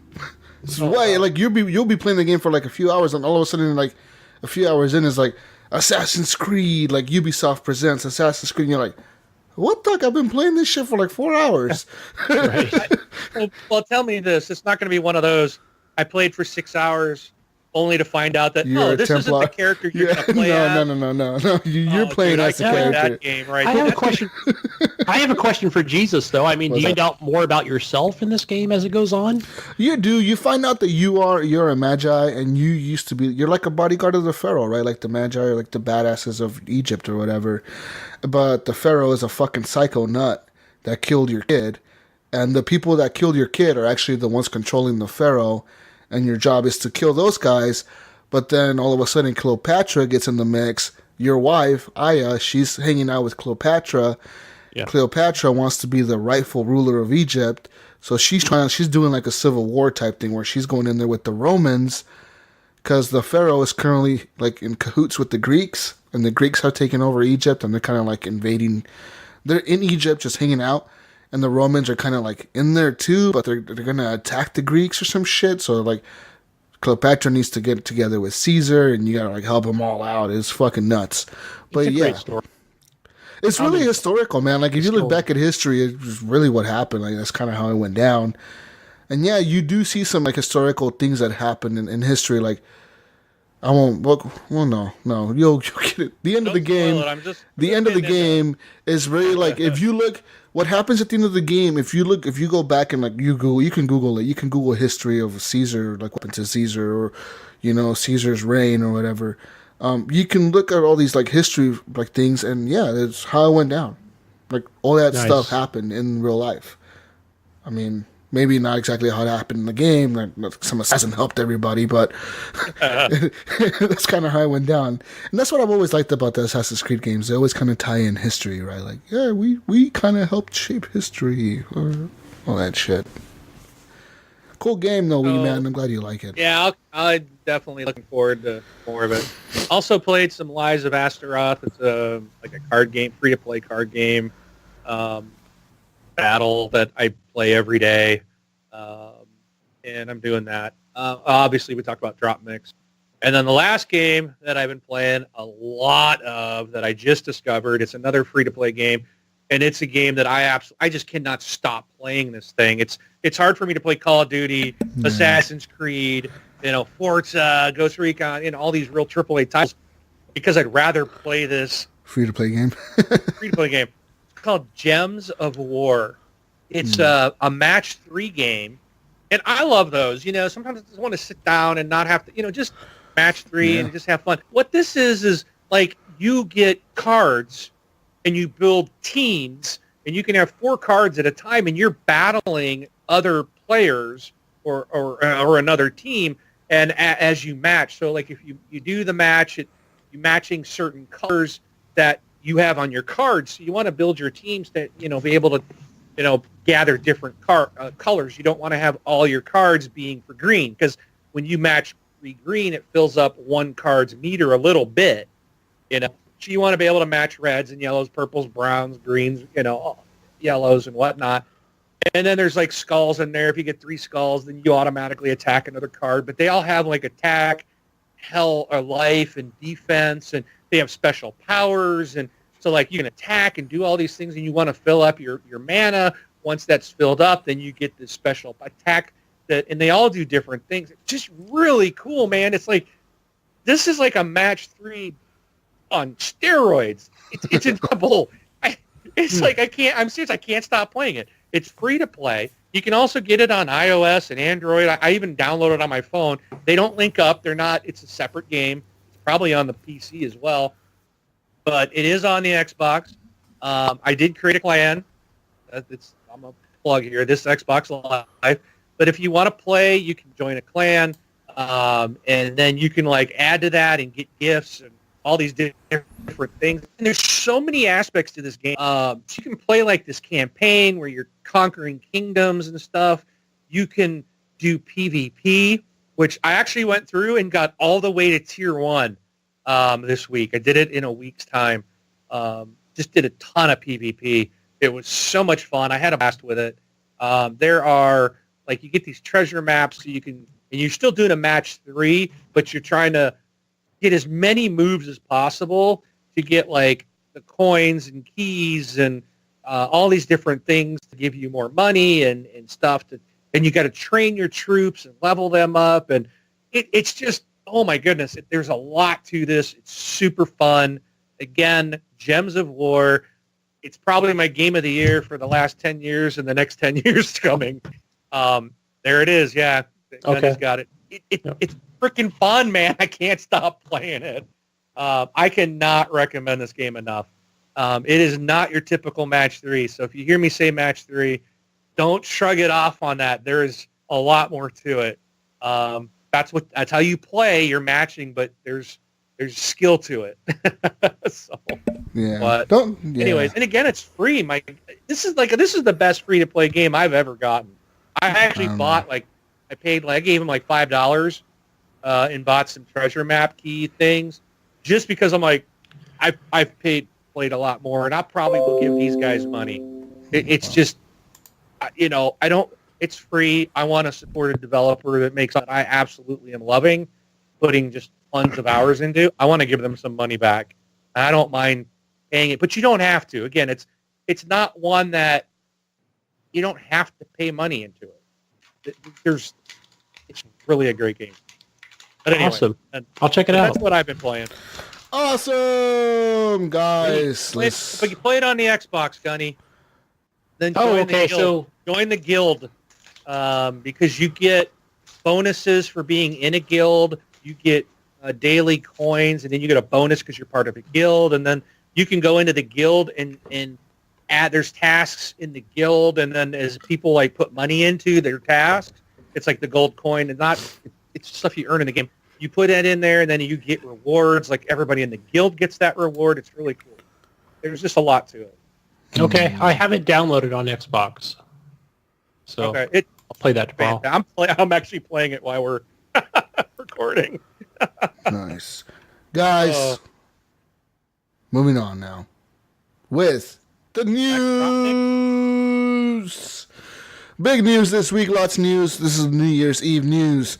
New Year's Eve news with the Jesus. Guys, let's talk cryptocurrency. Bitcoin. Yeah. Woo! I want to buy some. My Bitcoin is doing pretty good right now. It just increased 5 cents in the last 5 minutes. Hell yeah. Yeah. But in real news, Crytek is moving into the cryptocurrency world with the announcement that they will create a new currency called CryCash. CryCash will be a currency that they will begin using, like next week probably, in Turkey with the trial group, the country Turkey. They're going to use a trial group over there of streamers and esports gamers playing the game called Warface. They're going to be paying those players, instead of with cash, they're going to start paying them with CryCash. And CryCash will have a real world value that they can use to pay for items that they can buy for their characters, for the game, etc. They expect that Crytek says that they don't know how far they're going to push CryCash or if they're going to expand it to the whole world. But they say that it could be a thing where they kind of plan to have it as a cryptocurrency that can expand to esports worldwide on any game to start paying their esports competitors with CryCash. That'd be something. Yeah, actually, I get a CryCash every month on the second. You get a CryCash? Yeah, on the second of each month. Why the fuck do you get CryCash? What the fuck? Well, after I pay rent, and then I cry because I have no cash. But I'll bump. Someone put the drum mix in here. Fuck, Gunny with the jokes. No, but yeah, man. I mean, they say that users are pretty familiar with the currencies that are like Bitcoin and Ether, which is our other cryptocurrencies right now blowing up. They're saying that they could use CryCash in the same exchange that they will be able to use Ether and Bitcoin. Then they can convert that currency, CryCash, into any currency they feel like converting it into. You can convert it into US dollars, pounds, Canadian maple money, anything. Maple money. Are we going to a one world currency soon? Maybe. Is that what's happening? I never should have told like. them our $10 bills smelled like maple syrup. I mean, what do you guys think about this? Do you guys think it's a good idea for Crytek to move into this cryptocurrency world? I don't know, man. It's a rough place to be. I mean, Bitcoin is diving right now. Well, Bitcoin is diving because Ether is rising. See, once Bitcoin became so big, this other company, Ether, the cryptocurrency Ether, came up, and they made their own cryptocurrency that people are buying into because they're like, well, Bitcoin is doing so good, I'm going to go buy Ether. So Ether blew up. And now Ether is like up there with Bitcoin, but now Bitcoin is dropping because Ether is increasing. And then Bitcoin goes because Ether drops. And then Bitcoin, it's just, I don't know. I don't get this cryptocurrency shit. I don't understand it. It's just weird. I don't trust it. I think it's going to be something that's going to crash big time because my understanding is there's no real money backing it. No, there's nothing. No country. Right. No So country backs it. No money backs it. Nothing of... It's the only money in the world that's not backed by a physical thing. Like a physical thing. Like oil, anything, nothing. Yeah. And the weird thing about Bitcoin is the guy who created it, this fucking, I forget his name. They have his name somewhere. This motherfucker doesn't exist. That was a fake name he used. And no one has ever like came out and said, yeah, I'm the guy who made Bitcoin. That's me. Go hire me to work anywhere. He's collecting the checks. But he's never came out and said, this is me. Like, I made this. No, nobody. Like, nobody's ever said that. He could be dead for all we know. Like, fuck. I mean, it's crazy how it blew up. I mean, I don't know. It's just nuts. I don't get I have a buddy Bitcoin. that made a lot of money off of that. Yeah. He bought early and made a... I remember one of my friends, we were hanging out the other day, and he was telling me how he was so disappointed that back in 2009 when he showed it to me, because I remember when he showed it to me, like Bitcoins were like $50 a piece. Yeah. I was like, I remember, I even hanging out with him. I remember telling him, like, dude, this is never going to work. Like, what the fuck is this Bitcoin? He's like, dude, it's like money, but digital. I'm like, you're fucking full of shit. This is never going to work. And now those people are fucking millionaires. It's crazy. Yeah. But I guess it's a risk, right? We could have easily taken that risk and failed. It could have failed. It's like lost all that money. So, yeah, I mean, good luck to Crytek with their Crycash. Is that what it's called? Crycash? Crycash. We'll see what happens. Crycash. We'll see. I'd rather just get paid a regular... We're all going to be getting paid with Crycash in the future. Yeah. The US dollar will be nothing compared to Crycash. I only accept Crycash and Bitcoin in my establishments.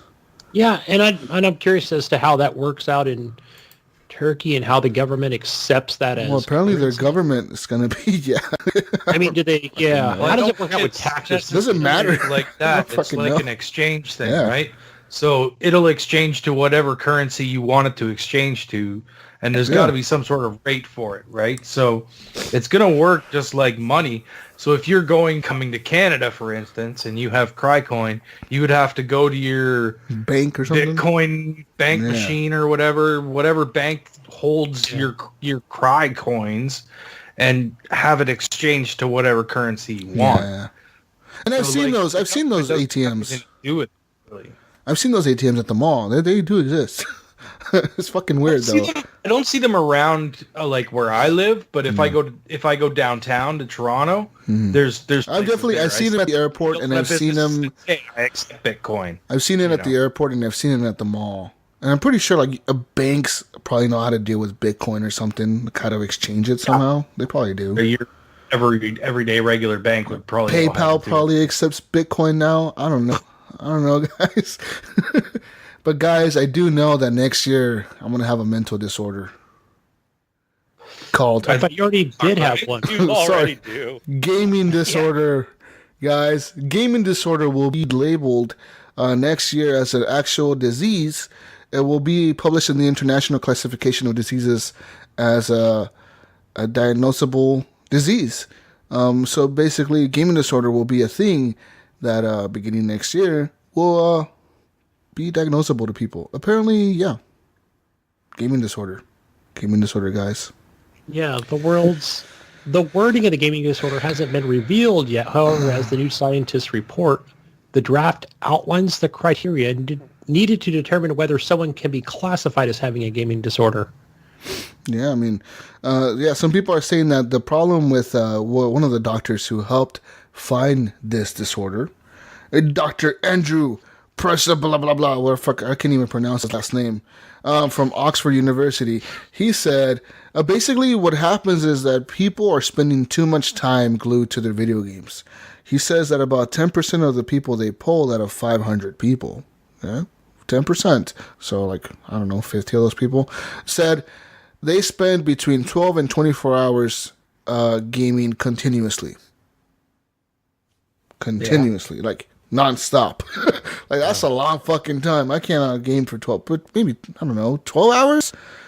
I have to take a break, dude. Seems like a long time.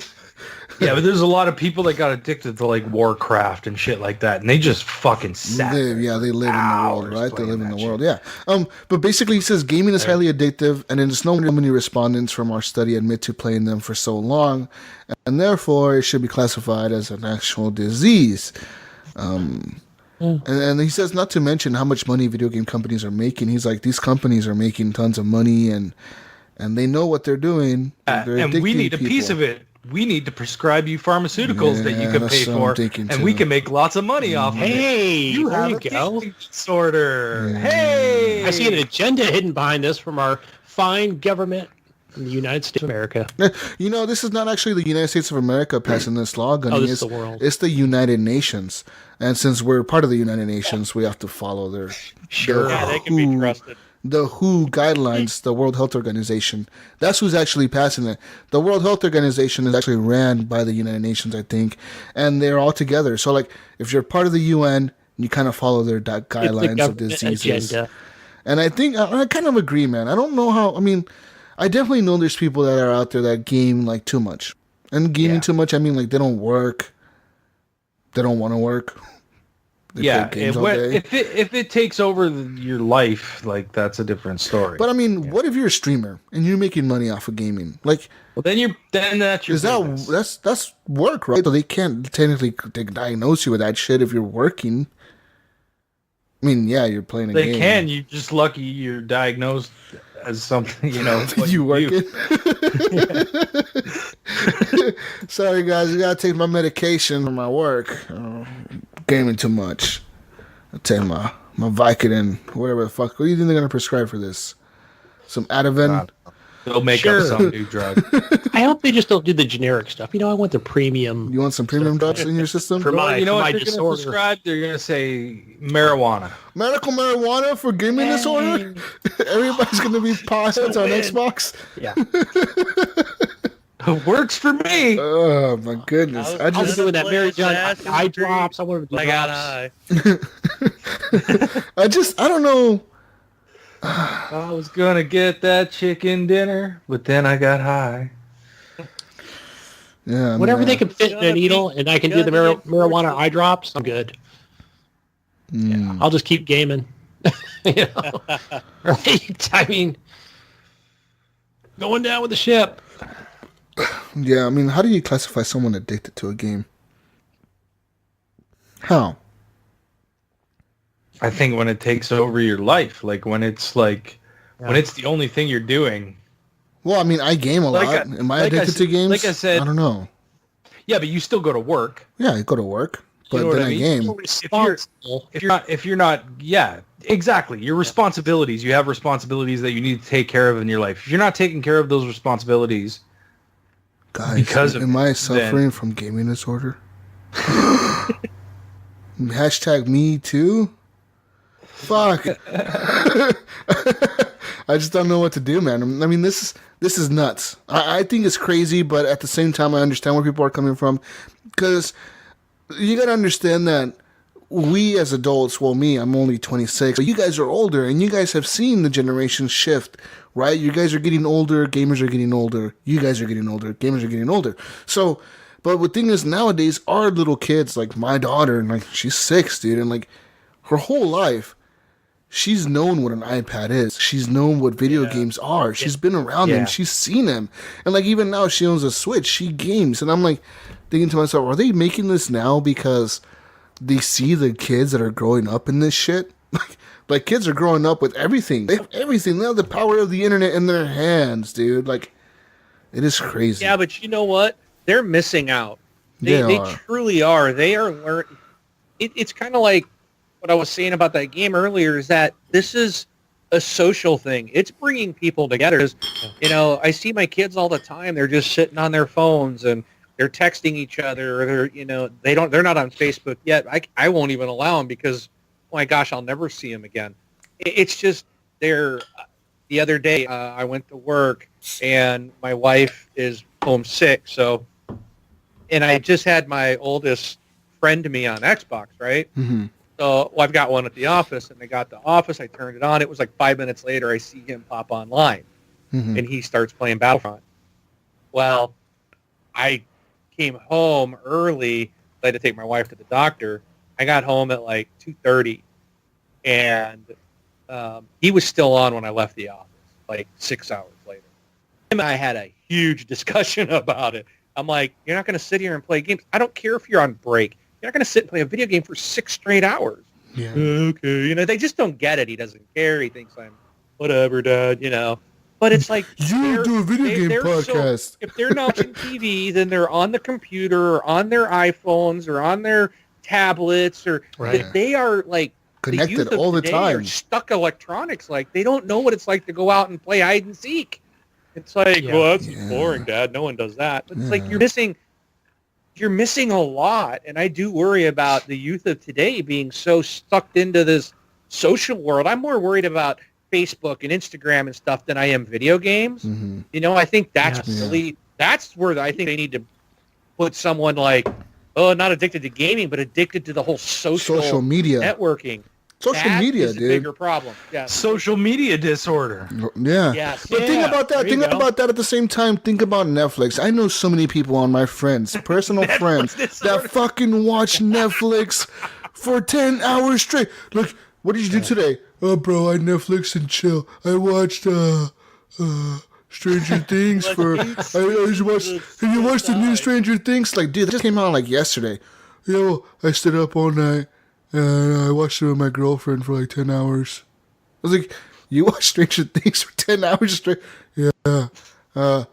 Yeah, we watched it 10 hours and we didn't go to sleep till like 5 in the morning. 5 in the morning. It's like, what the fuck? You stayed up for fucking 15 hours watching fucking Stranger Things? Like, what the hell, dude? Watch, right?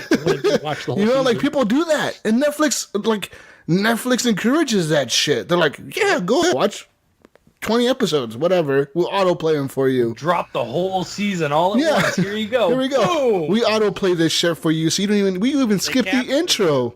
So Got your attention. we skip the intro. Right? I missed that. Like I started watching Amazon Prime. That's what I was watching the Man in the High Castle on.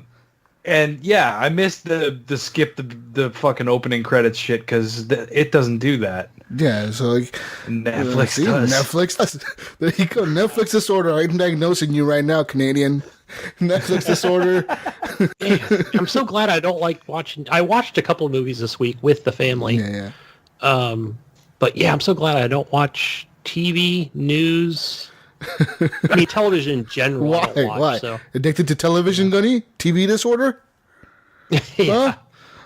No Netflix. But see, like, I haven't watched Netflix in so long. Too much of anything can be a disorder. Bad. That's what I say. Yeah, moderation is key. Too much smoking can kill you. Too much drinking can kill you. Too much driving can probably kill you because you'll crash somewhere. I mean, too much of anything can kill you, pretty much, or hurt you, or like just mentally, emotionally affect you to the point where you're just functioning correctly as a normal person. But yeah, take it easy, man. Like take a break once in a while. Yeah. Go out with friends. Enjoy the world. There's an actual like world outside in 4K and HDR and everything. It's all there. Enjoy that for a minute, you know. No, man, I'm too old. I don't have those 4K HDR eyes. Oh no, you need to get the DLC pack. The upgrade, man. DLC loot crate glasses. I need to go get my my loot box. Your Lux glasses to get yourself better vision. I mean, but I agree with you, man. A lot of the kids these days, I do look at my daughter sometimes and I'm like, that is fucking crazy. Like, I remember one time she asked me like, Dad, what did you used to do when you were my age? And I was like, well, I used to play with my crayons, with my Hot Wheels. She's like, what about your iPad? I'm like, what? She's like, what about your iPad? What did you play on your iPad? Yeah, she was like, what about your iPad? Like, what did you do on your iPad? I'm like, we didn't have iPads. She's like, what? You didn't have iPads? I'm like, no, we didn't have iPads. and a chisel, and we barely even had computers back then. I mean, we had computers, but we couldn't afford them. So, like, we had computers, but they were expensive. We didn't have any in our house. Like, you were lucky if you saw a computer in a school. Yeah, an iPad. What's some? She was like, you didn't have any? How did you live life? How did you grow up? You know, like, it's fucking weird to her. How about debit cards? Yeah, think about that. Money, like my kid, she always tells me actually go into a bank to get money out. Yeah, like what the fuck? You know, I went into a bank today, and it's funny because I went to cash a check and give the kids all, split the money from grandma that's sent for, and I'm like, is the bank even open today? Because everything's like machines now, and I'm like, I don't even know what to do because I never go into a bank, maybe once a year. What do I do? And I went in today, and I'm like, man, it's Saturday, it's 9 a.m. This place is going to be slammed. I used to work in a bank, I used to be a bank teller, and I knew what Saturdays were like. Yeah. I walked in there, and there's like nobody in there. There's one teller working. One teller. May I help you? And I'm like, are you a human? And I walked. She's just like, hi, can I help you? Yeah, I need to cash this check. And I was just like, and I walked out, and I remember saying to myself, there's nobody in here. Yeah. Like, man, the world's changed. Banks used to be very busy. Yeah, They're super just busy. not anymore. As a kid, I remember, going to the bank with my mom, and it was busy, man, all the time. Now it's like nobody's. There was always a line at the bank, man. Always. Now there's lines at the ATM. Yeah. Yeah.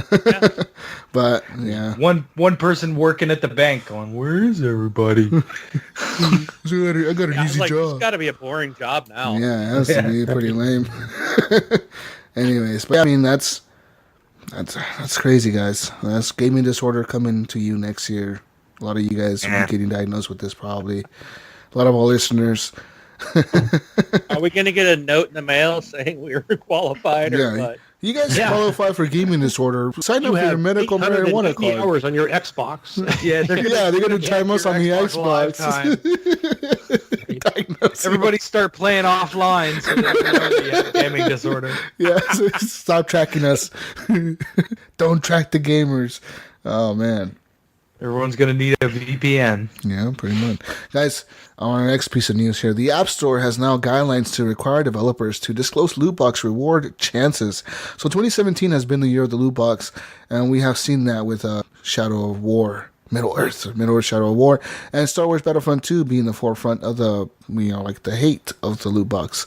But now in the recent updated App Store guidelines, Apple has added an additional requirement under the in-app purchase section, which explicitly states developers must be transparent about the success rates for their loot boxes.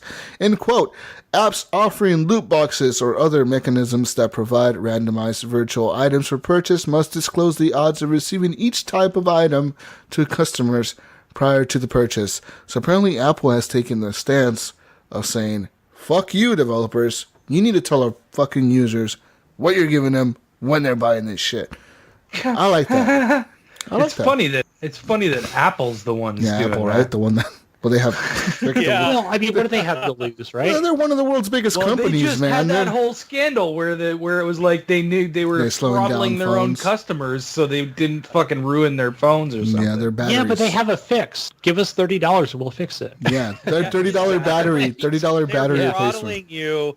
They're throttling you to get you to buy. iPhone sales have dropped. So they're throttling you to force you to upgrade. But that's even what it is, plain and simple. No, but Don't they buy say the PR marketing. But they say that they're saying that it's because of your battery. Yeah. And they can replace your battery for your battery life. They in that response they've dropped the battery replacement fee to $29. Oh, did they? Yeah.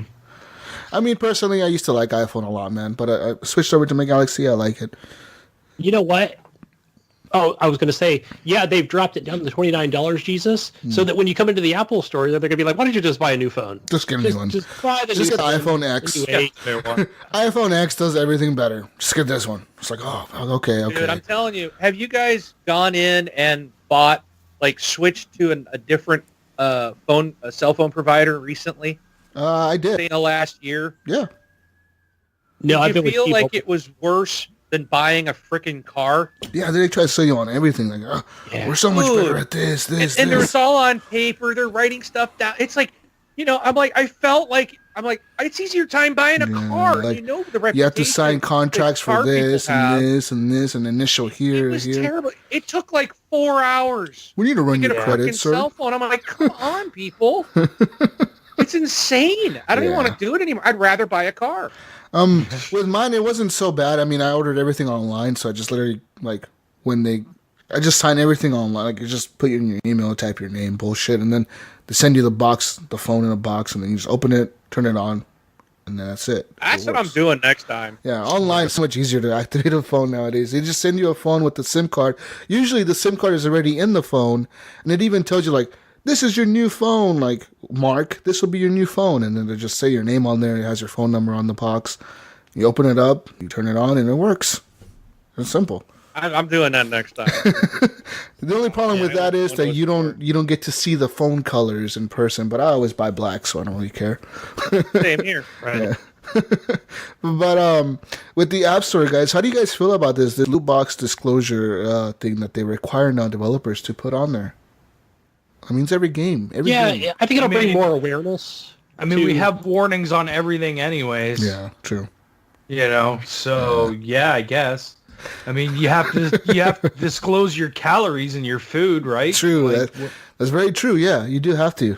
There's a lot of laws like that, so why not this?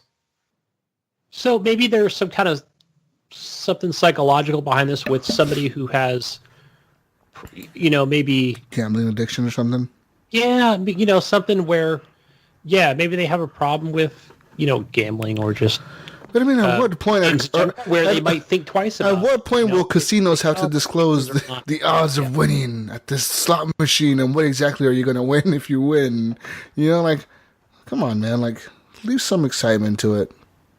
I mean, or maybe they're just going to be like, you know what? I see my odds, but fuck it. I'm going to buy that anyway, Yeah, that's true. But I mean, like, lottery corporations do have to give you an odds. Okay. See, that's the slot other thing. machines don't, because I mean that wouldn't make any sense, because everyone would go to the slot machine that had the best fucking number. Okay, so you say that, and I know what you're talking about. We've got the California lottery here. I don't play it. I don't like gambling. Not a religious thing. I like my money. I'd rather buy video games or. I've always bought into those lotteries. There's like a crazy lottery here in Oregon that they do like every once in a while. Like they do like the Thanksgiving lottery and like a St. Patrick's Day lottery where like they only give out like 100,000 tickets for like $10 a piece, and then one person will win like $1 million. Like so many people will win like $1,000, and so many people will win like $100. And I actually won $100 one time. I was like, what? That's pretty nuts. That was like one time though. Yeah. Yeah, Dude, yeah. I pulled $100 on a Nevada ticket one time. That's the only time I've ever won anything in a lottery. Yeah, I won $100. And that was when I was like 17 years old. You gotta try again, Canadian. Maybe you win the Canadian lottery and you'll be super rich. Dude, with your maple money. $60 million. We bought tickets for that one. And here's the kicker, man. I was like, all right. It was at my Christmas dinner from work just before we got off on the Friday. Hit the first and I went in and I bought at the convenience store. I bought a ticket and I walked out. I went home. The next day was the draw. I hear the draw was the winning ticket was sold in Bowmanville. Guess where I bought my fucking ticket? In that town? Bowman. Oh, I was my freaking God. the fuck out, man. I'm like, no way. We could have won. Fucking blink.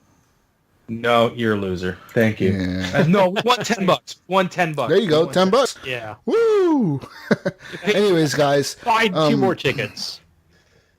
This far, let's see, back in May, regulators in China forced Blizzard to reveal the probabilities for earning certain rewards in Overwatch loot boxes in China. Blizzard disclosed that a legendary item, for instance, only had a 7% chance of appearing, while epic items had just below 20% chance of appearing.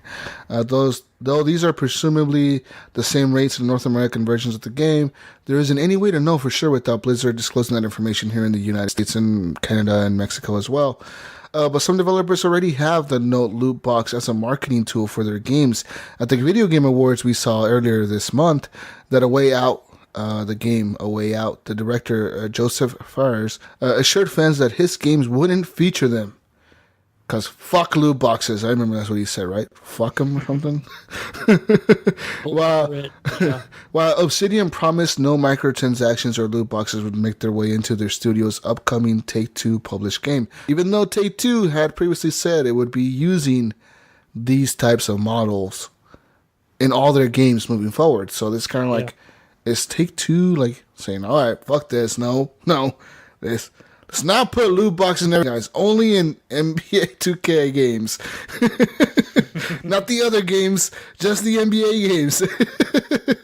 I mean, I'm curious, Jesus, about this. Now I'm really thinking about this App Store guideline deal with the chances of winning with these loot boxes. Now I'm curious how it looks on the screen. I'm maybe I'm. Do you have an iPhone? I don't know. I don't have an iPhone, so I can't do it.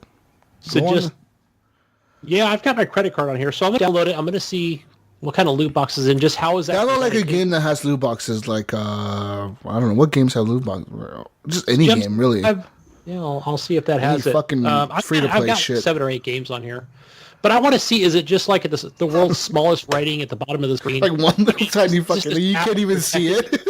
You gotta fucking zoom in like as far as you can, and then it's just like a spec that you could just read. Yeah, like a little asterisk next to it. Just kind of like, look, we want to keep ourselves safe, and there's thousands of. Just in case you read this, these are the odds of you winning something in this box. Yeah. Oh, or is this actually giving it good? That's the thing, I doubt it. Yeah, I'm hoping the Android Google Play Store follows suit pretty soon. I don't know if it will, but it might. Might not. You don't know. It's Google, though, so, yeah. I just think they should ban loot boxes, period. Altogether? Everything? Just gone? Yep. Get rid of it. Really? I would be on board with that, Mark. I would be fine with that. Wow. I've never had a problem That's crazy. Hey, here's the DLC. It's $15. Okay, here's your $15. Right. You give me what you promised me, in that piece of DLC. Yep. I like that. I like that. I like the Modern Warfare style, like whatever. Old Call of Duty. Yep. Yeah, I'll take it. All right, guys. In other news, No Man's Sky players had their first war, and it killed an entire civilization. Dun dun dun. So, guys, in No Man's Sky, players can't really play with each other, right? Like, there's no multiplayer. But this didn't stop the world of gamers to create their own fucking world of civilizations and shit in No Man's Sky. They created something called the Federation. And the Federation, you can think of it as the Space United Nations for No Man's Sky. Basically, there's different clans and groups and races and groups of players that get together. They colonize certain planets, and they hang around those planets, and they name those planets, and they have a United Nations of those things, of No Man's Sky, called the Federation. It's really fucking weird. Okay, just bear with me. Though, there's the thing called the Unification Day. Unification Day was a thing brought up by one of the guys who ran one of the Federation things, and he wanted to unify all the Federations. Like, say, like, you know what, let's all come together in a peaceful way, no fighting with each other, just chill out, we're all cool here. And the problem was that when this guy presented his plan to have Unification Day, another guy who had this other thing, I forget what it's called, some kind of like Olympics for No Man's Sky. He he apparently got pissed off. He's like, what the fuck? You guys, I have my Olympics at the same time. What's going on? A bunch of shit goes down. And basically, there was a war in No Man's Sky. Just fast forward to that. There was a war in No Man's Sky. One of the clans, one of the groups, attacked another group of players by going to their planets and renaming everything. And locking them out of their hubs. They renamed everything in their planets, and just the other, it's called the Vistroga hub, their group had to disband, and they're done. They're done. They no longer exist in the game. But I'm being serious. This is like a whole article, like detailing, like in detail, like fucking civilizations that these guys like play in, like in No Man's Sky. Like, this is fucking crazy, dude. That is. Yeah. This is nuts. Like, these guys, they get together every week. They have, like, chats. They have, like, ambassadors. They have fucking governors for their clans and shit. Like, this is nuts.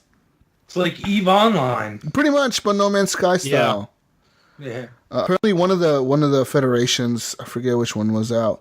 So, the Vistroga hub, that was the hub that got eliminated from the game or whatever. They were voted out of the Federation, like in the United Nations of No Man's Sky. They were voted out because their plan was to like leave the Olympics, and then somehow they were going to start a war with somebody else, and then so they were voted out. But during the voting out, that means they don't have the backup of the other fucking nations. So during that, another group came in and wiped them out. And this other group is like a very RPG military heavy group. They decided to, it's called the Empire of Hova. They decided to go in there and wipe them out. I still get this. This is nuts. You have to like live in this world to understand this whole shit. I don't understand it. And I haven't played it. I don't understand it, man. I played No Man's Sky, but it's like a whole new game nowadays. Like, got civilizations and shit. I don't know. It wasn't like that when we played it. Wait.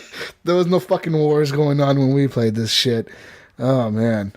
Anyways, guys, in other news, Ubisoft's new AI is bringing gaming and scientific research together.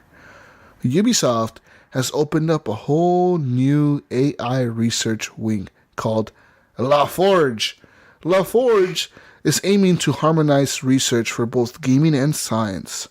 Apparently, for example, they created a San Francisco Bay Area in Watch Dogs 2. They took like a map part of the area out of the game, put the AI that Google uses for their self-driving cars in the game, had the AI of pedestrians walking around like real people, like they programmed them to like act like real people, walk around the fucking area, have the cars drive around that area and see how they would react. And see like if they would run people over or something, you know, like the AI cars, like driving Google car shit.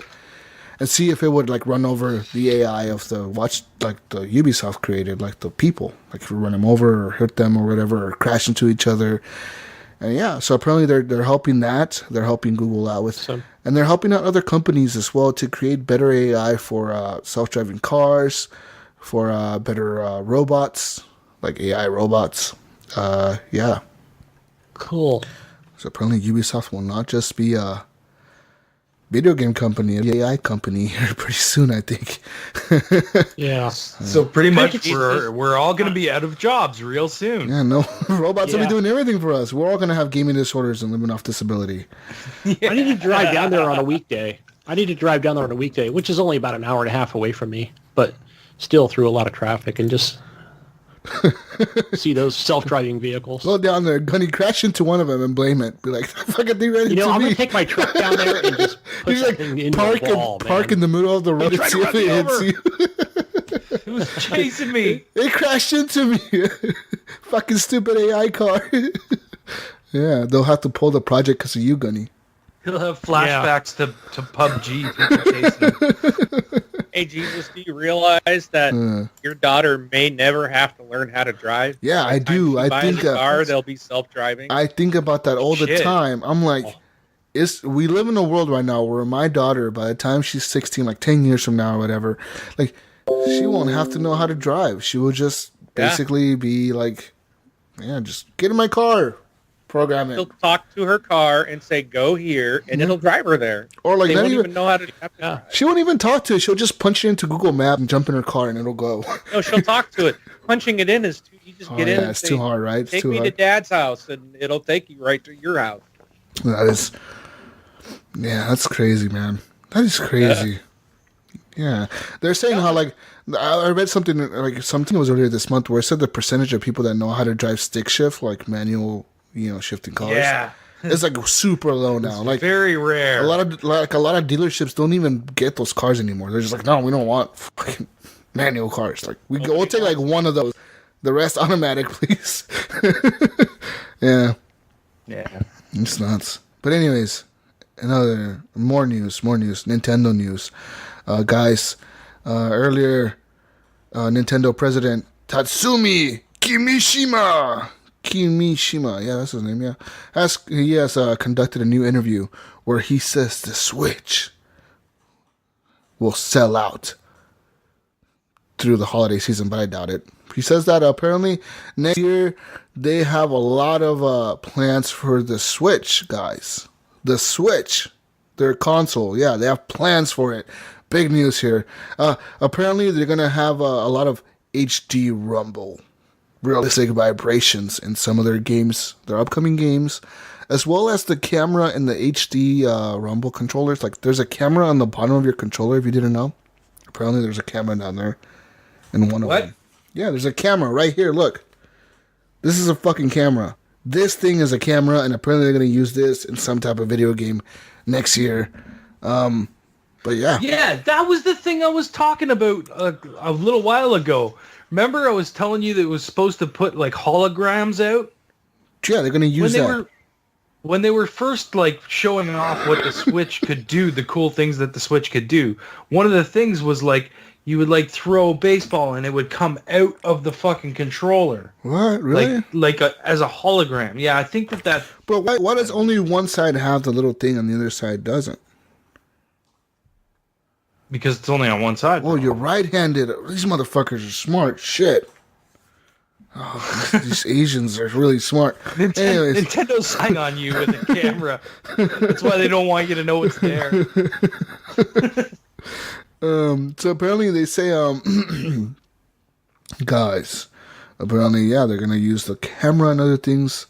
So apparently they say that at launch, in March, apparently it was sold with the highly anticipated Zelda Breath of the Wild game, who was very valued by people who like games. He says that is a big factor for our sales. But after that, they released Mario Kart soon and Super Mario Odyssey and all the other fucking games. So the family user base, those who don't really play games often, can buy the Switch. And they worked. They say it worked. Their strategy worked. That's what they're saying. So apparently, doing all right. So apparently he says into 2018, to those who have bought a system during the holiday season, Kimishima asks you to please play the games that you have already released. And those who like games and have had the system from launch, Nintendo has been providing DLC so they can be played in the long term. And he says, next year, Nintendo will like to provide games that make use of the Switch's new play styles. Yeah. Okay. This is a weird interview. Like, he's Asian, man. Like, they had to translate this shit. Yeah. Anyways, but apparently, I mean, that's that. Who knows what's going to happen with the Switch next year? We'll see. So he's like, things are going to happen, but I'm not going to tell you what they are. Yeah. Pretty much. Sure. What else we got, Jesus? Okay. I was reading that interview. It's fucking weird the way they wrote that out. Other news. On the Swii? More news, guys. More Nintendo news. Wow. On the Swii. Who's playing the Swii? Wow. Nintendo Lots Switch. of people, man. Lots of people. Nintendo Switch has overtaken the PlayStation 2's first year sales record in Japan this year. In Japan. Of course, that's crazy though. Like, Yeah. The Nintendo Switch in December in Japan hit 900,000 systems sold by December 24th. Wow. That's because fucking, what's it called, came out? Xenoblade Chronicles. Yeah. It says here, in its homeland, it has just sold under 3.3 million Switch units. Wow. That 900,000 systems was just in December, dude. Damn. Yeah. I was thinking of the Wii Holy U. shit. Okay. That's a lot of gaming consoles for like not even a full month. That's like 3/4 of a month. Like, what the that's a lot of consoles. Holy shit. That's crazy. They sold 3.3 It's million. Christmas time, though. Oh, no, I guess Japan doesn't do Christmas, do they have Christmas? I don't know. Do they? I don't know. Our one Japanese listener, please write in and let us know if you do. Yeah, They let probably us have a know. Black Do you Friday do like we Christmas do. over there? Do you guys have Christmas, eh? I Yeah, don't Japanese, believe do you so, have guys. Christmas? Somebody write us in. Twitter. Aren't they Buddhists? No, I Are don't they? think so. Maybe. I don't know. I thought they all prayed to their emperor or whatever. That's Chinese. I'm trying to think of what Chief G used to say on CADcast, but I don't remember they do Christmas. Yeah, Maybe? they didn't celebrate Christmas over there. But he doesn't celebrate Christmas anyway. Yeah, he doesn't. no. So Yeah, not him specifically. Just do it. But anyway, go ahead, Jesus. Anyways, comparing the PlayStation 2 and Nintendo Switch's first 12 months on the marketplace, pretty much it says here that Nintendo has blown away the fucking, the PS2. That's crazy. Wait, no, it says here that in the first month, the Switch sold 520,000 units, but the PS2 in its first month sold 900,000 systems. Yeah. That is fucking nuts. Wow. But yeah, but apparently the PlayStation 2, through its first year, like it kind of just hit like a low, and just kind of stayed there. It wouldn't go up or down. It just stayed like kind of low. And apparently the Switch is doing pretty fucking good. Pretty good. And they're expected to outlive the Nintendo Wii U. I mean, they had a good year this year. This year was good for them. Nintendo Wii U. What's everything will outlive the Wii U? Fucking 12. How many units did they sell altogether? Like 12 million units or something? 9 million? The Switch probably outsold them already. Fuck. Oh, yeah. By a long shot, probably. What is this the same article again? Oh, fuck. Oh, this is the new article down here. What is this? Down here. Guys, I got a news for you. Big What? news. What's the news, bro? Hundreds of creepy mobile games can use your microphone to track what you watch on TV. No. Dun, dun, yeah. dun! A New York Times report out on Friday said it identified more than 250 mobile games in Android's Play Store. They use always-on audio recognition software to track users' television and ad viewing behavior. Experts cited in the report also say that the software developer, a startup called Alfonso, does not clearly describe how the games, some of which explicitly target children, use players' phones. Apparently, they take advantage of your microphone and your tablets and your smartphones to listen for audio signals, which can detect if someone is watching a specific ad, TV show, or a movie. Wow. This ambient surveillance is ongoing, even if the game is running in the background, and even if the game itself does not necessitate a microphone to play it. Users are, of course, always prompted for permission to access their microphone, but one expert quoted in the piece argues the wording is still misleading. When you see permission for microphone access for ads, it may not be clear to the user that, this means it's going to be listening to what I do all the time to see if I'm watching TV or whatever. Yeah. So apparently they say the companies need to go above and beyond to be careful to make sure consumers know what's going on. That's pretty nuts. It Yeah. is. Oh, wow, they're always watching. Hey, Google is listening to me right now. Hello. I'm going to call my game apps right now. I got two Just of them. delete them. Just delete them, Gunny. Delete them. They're in your phone. You're hacked now. You're hacked for life. You gave the permission for them to use your mic. But They can hey, use it. Always-on listening devices like Amazon Echoes are becoming increasingly common, and these use the same thing. They apparently, yeah. So Amazon Echo, phone Google games, Home. Google Home. What else do you? Apple iPhone Home, or whatever. iHome, is that what it's called? No, the iHome. I think the iHome is like a more of a docking station or something. Whatever, the Apple bullshit speaker. Siri. Yeah, she's on your house. She does that. She probably listens to you. Yeah. All those, that's crazy. Wingman, All you're your being Wi-Fi listened to, light Wingman. bulbs. See, every time Siri says, sorry, I didn't get that. I'm like, sure you Laughing. did. She's laughing. I know that you're not going to tell I me. got that. She's saying, I got that. I got all of it. Yeah. Guys, in case you didn't know what's coming in January 2018 for video games, we have plenty of games for you. On the Nintendo Switch, on January 11th, you got The Escapist 2. Street Fighter V Arcade Edition is coming to the PC and PS4 January 2016. Gintama Rumble for the PlayStation 4 on January 18th. World to the West on Nintendo Switch. The Deathmark, Kirby Battle Royale, a bunch of other fucking games. Monster Hunter World is coming to the PS4 and Xbox One. And Railway Empire to the PC on January 26th. You guys excited? Yeah, I might pick up that Monster Hunter Worlds. I've seen little gameplay, and I know I've talked to several people over the last couple years, and they love that game on the 3DS. Yeah, I've heard a lot of things coming out of that game before. Yeah, and like it was a big deal how it's coming to like everything, like Xbox and everything. So like, yeah, we'll see what happens with that game. Anyways, guys, let's move on to more sad news. Police and the FBI are now investigating whether an argument over an online game prompted a prank call that led to a house where an officer shot and killed a Kansas man who apparently wasn't involved in the dispute. Police say the death Thursday in Wichita, Kansas may have been the result of a practice called swatting. Of course, we as the Horrible Gamers podcast understand what swatting is. We don't condone it, and we don't encourage you to partake in this. It's very bad, people. Don't do it.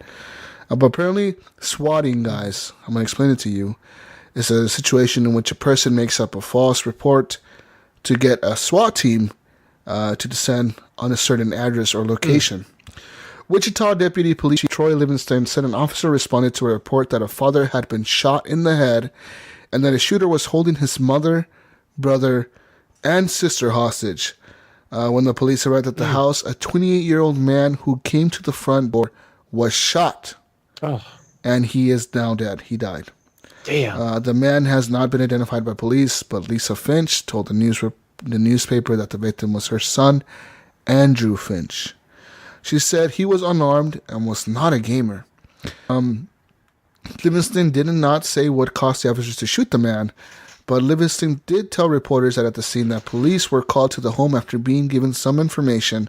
Police were expected to provide more details at a late afternoon conference. Dexerto, an online news service focused on gaming, reported that the series of events began with an online argument over a $1 to $2 wager in a Call of Duty game on UMG Gaming, which operates online tournaments including one involving Call of Duty. We woke this morning to horrible news about an innocent man losing his life. Shannon Garrettson, a UMG vice president, said in an email to the Associated Press. Our hearts go out to his loved ones. We are doing everything we can to assist the authorities in this matter, and she declined to disclose other details.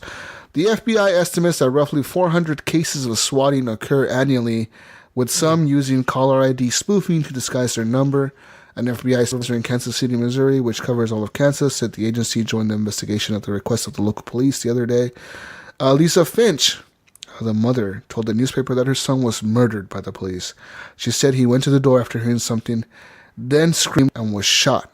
She said the family was forced outside barefoot and freezing cold and handcuffed. She said her granddaughter was forced to step over her dying uncle and that no guns were found in the home. What gives the cops the right to open fire? She said that cop murdered my son were a false report in this place. Livingston says the police are investigating whether the call that led to the shooting was a prank. The officer who fired the shot, a 7-year veteran of the police department, will be placed on administrative pay leave, which is a department policy. Another case of a parent swatting 3 families in Florida in January had to evacuate their homes after a detective received an anonymous email claiming bombs had been placed at the address. A 20-year-old Maryland man was shot in the face with rubber bullets by police in 2015 after a fake hostage situation was reported in his home. And Representative Catherine Clark of Massachusetts, it's hard to say that, whatever, Democrat, introduced an anti-swatting bill in 2015, then was herself the victim of swatting after introducing that bill. Armed officers in 2016 responded to an anonymous call claiming an active shooter was at her house. Anyways, guys, with that being said, it's horrible, dude. I don't condone swatting at all. This is so fucking stupid, right? Why people do this? Why you think it's funny? Why you think that engaging in this shit is a game is not cool, man? Like, fucking cops have guns. They have guns. They have shit that'll kill you. And when you get a call that someone's holding somebody hostage or someone killed a bunch of people and they're hiding it in a house, they're gonna come in there like ready, like they're going in there thinking, okay, this is a dangerous situation. I need to be prepared, and they're gonna be prepared. They could easily kill somebody. So like, what the fuck is? I can't believe people actually do this, dude. I just can't. It's disgusting. You know, like what's it do for you? It doesn't. What does it prove? What is it doing that makes you feel so good about this? Like, you just fucking screwed someone's life up, man. Like, people don't think about the cause and effect. You know what I mean? Like, what effect this is going to have on other people. A $1 fucking wager killed somebody. Yeah. Yeah. I mean, I can just armchair this one and say, that's fucking terrible. I can't. Just so did it say like was he streaming online? Was that the thing? So the guy who got shot, he wasn't the one involved. Apparently what had happened was these 2 guys were playing Call of Duty in a match. One of the other guys was like, I'm gonna SWAT you. And the other dude was like, haha, I fucking dare you to. Gave him a fake address. The fake address was to that guy's house, the one that got shot. Got it. So when the police went there, they were thinking this guy had his dad or whatever. He's holding his mom hostage, his sister hostage. They went there thinking this dude has a gun. He killed somebody, you know? So they show up there and they shoot him. And they evacuate the house, think everybody get out, whatever. Then they call the paramedics. They come in and try to save the dude's life. He's dead. But this dude had nothing to do with it at all. He was just hanging out in his house randomly, and someone knocked on the door, and it was the cops, and they shot him. Okay, we don't know why they shot him, but they shot him, and he's dead now. And that's the thing. Like, shitty. Why did they shoot? Did he walk out the door with a gun in his hand? Like, what? Right. Well, it could have been questions. It could have been anything, right? It could have been he had his hand behind the door, like on the door handle, and the cop was like, "Show me your hand." He didn't show his hand fast enough. Something, you know? I don't know. Whatever.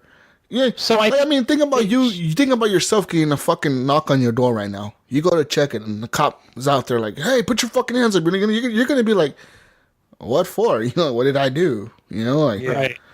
You know, and you could get shot for that. Yeah. So I think a couple things here. I think they'll probably find out easily enough through like whatever gamer tag or I don't know. Assuming maybe it was on PC, it could be a whatever. You know, that person needs to go down for. Whoever the fuck made the call needs to go to prison for a long time for murder, dude. Yeah. For murder. I'm not gonna fucking lie. This dude killed somebody. He did, and I think the other thing too is, I think every police department in the world, not only here in the U.S., but needs to be a little more educated on swatting. You know, swatting is still. It's a tough thing, though, man. It's not too hard to SWAT somebody. You call the cops on somebody and say, "Hey, I did this. I'm here." The cops are going to be like, "Okay, you're there. We're going to send the police right away." What are they supposed to do? Yeah. True. Especially when they mask their, you've seen they use VPNs like to mask. Yeah. You know how they use like certain phone numbers. Yeah, and they can mask it or clone that phone number like super easy. Definitely, yeah. So. Yeah, it's bullshit, dude. Like, if you participate in swatting, fuck you, man. Like, you're a piece of shit, and you shouldn't, just don't do it, man. Don't fucking do it. And don't enable someone to do it for you. Don't, don't ever threaten somebody to swat you. Don't just be like, no, dude, don't ever. Yeah. You know? Right. Like, don't, because motherfuckers, they'll do it on purpose. They'll be like, oh yeah, I'm gonna swat you. Yo, do it, I dare you. No, don't do that. Just, the person might be serious and they might do it, and then you're screwed. Like, there's been streamers that get swatted a lot. Streamers are the ones that usually are the targets of this, thing. But Yeah, keep that in mind. Party Up Live, Gaming, who's in the chat, friend of mine. Streamers, they get people mad and oh, you talk bad about my game, I'm gonna swat you. Like, oh, don't do that, man. Like, it's horrible. Yeah. You anything to say, Wingman? I'm just really saddened by this. It's horrible. I agree. The person that made the swap. So here's two things. I think the person that gave the false address and the person that called the SWAT should both be brought up in charges. Yeah, I think it's both shared. I mean, if you're gonna give a joke, if you have a false address, give them like in a fucking abandoned fucking warehouse or something. You know what I mean? Like an address that doesn't exist. Yeah, you don't. somewhere, Don't send them to somebody else's house because you're a freaking coward. And then don't be an idiot and SWAT. Those two, I think, need to go to jail. Period. Yeah, I agree. The guy who gave the false address is a fucking idiot too. these are definitely what I call acts of evil. So. Yeah, this is not an accident. This is not a joke. This is not, oops. An innocent person is dead. Yeah. Because of freaking two idiots, And those, I hope they catch them, and I hope they spend the rest of their life in jail. I really do. They don't live. That other person did, And regarding the cops, cops, I hope we find out what happened. I do hope they release it, and if the cop is at fault, I do hope that he spends the rest of his jail.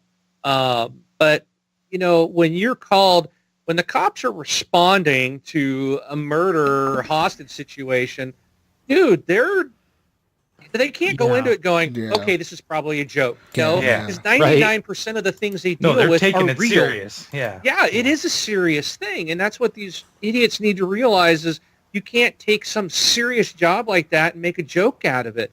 Those cops put their lives on the line every single day going into situations that this moron wouldn't even, I'm not going to have the cops at my house. I'll send it to someone else's house. He's not even brave enough to say where he really lives, These cops are responding, trying to protect people's lives.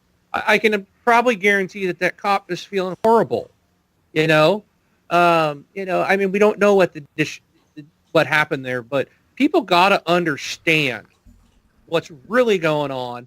Grow the hell up, Right. Period. This is terrible. Unbelievable.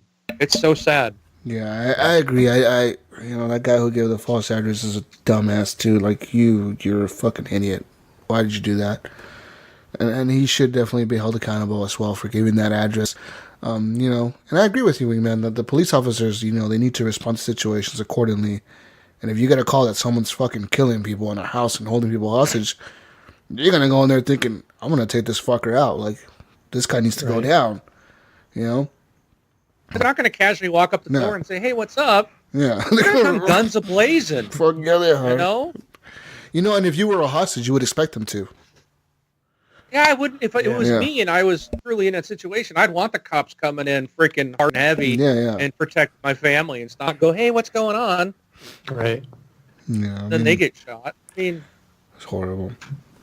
Damn, fucking stupid people. Don't ever fucking do that. Like, don't encourage it. Don't participate in it. Don't hang out with people that do that crap. Drop them like a bad habit. It's just not right, man. It only sheds a bad light on your hobby. You know what I mean? On the thing that you love. So stop doing that. Yeah. What else we got, Jesus? Anyways, guys. Let's pick up the pace here. In other good news, Xbox Party Chat will arrive now in an iOS beta. Apparently, you no longer need an Android phone if you want to join an Xbox Party Chat when you're away from your console. Microsoft has introduced the Party Chat to the beta Xbox app for iOS. You can apparently on iOS on your phone, if you have the beta app, you can chat on Xbox Live parties through your phone without needing like an Android phone or like a third-party weird app to use. You know what I mean? That's cool. I can be at work and that's be talking to you guys. I just noticed today that was on the Xbox app on my Android phone. Really? I was like, I never knew I could join a party on my phone. I was like, what? Yeah. That's weird. I never and noticed that's it funny either. that article actually came up today because I just noticed it earlier on my phone. I never noticed it on my phone either, but I do have it on my Android phone here, and I didn't know you could do that. You can join party chat on a phone. That's crazy. It's pretty cool, but I mean, it's kind of weird. I got it on PC, but I didn't know you can do it on a phone either, or when it was coming out. Yeah, that's pretty trippy. Yeah. We'll see. I mean, if you have an iOS app or iOS Apple phone, go ahead and use that on your phone.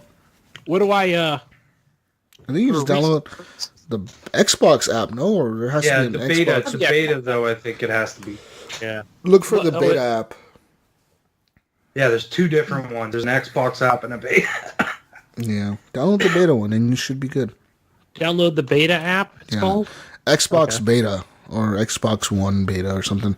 Anyways, guys, the media player Kodi is finally available on the Xbox One. You can now download Xbox Kodi, originally known as Xbox Media Center, is finally on the Xbox One console. There's got to be restrictions on this. This can't work like it doesn't like just no Kodi. Apparently it does. They do say some features won't make their way to the Xbox One at all, but others are going to make it to the Xbox One. Apparently, I've seen some Reddit users talk about how they have gotten into stream certain content. Yeah. Some go to Reddit, man. Reddit tells you lots of weird things. Clint was telling me about this earlier. I was surprised. I was like, really? Like I heard that they were going to release it on Xbox, but I was like, it's never going to come out. It's just going to be something that they said is going to come, and it's never going to come. Like, what is it? Kodi? So Kodi is like an open, like a media thing. So it's like an open app. You know those Android boxes that do free TV and you can like stream and download free all Netflix, your free TV shows and Fire, stuff? free everything. Okay. Yeah. It's that. It's but an app. basically that. It's a software that does that. But it's an app. And they have it on everything. Only on your laptop you can get it and you can watch like free everything. TV, Netflix, anything really. But now they have it on Xbox. And there's like there has to be like, there's certain workarounds. I know they're on Reddit. There's like a bunch of posts on there where like people are like figuring out like workarounds on the Xbox One to watch TV and all that stuff on there. But yeah, if you're interested in that. I had it on the PC, and then once I figured it out, watching videos and stuff, and then I was like, I don't know, whatever. I thought it kept crashing my PC, and so I just uninstalled it. It was just too much work. I have a Kodi box, and I never use it anymore because it's like, I got to find the right file, and then, there's the list that's like so long, and you got to go through and try and find and then the file starts to stream, and then all of a sudden it craps out, or, the timing is off, shit like that is just, there was so many issues I had with it. I'm like, I can just stick with the old way and down the way I do. Yeah. Guys, in other news, I don't have cable TV, but I don't miss a show. Let's just say that much. Yeah. Canadian TV. Guys, moving on now. Nintendo has reportedly delayed the rollout of their 64GB Switch game cartridges. So the 64GB game cartridges was slated to release late 2018, but they're going to push that back to maybe 2019 now.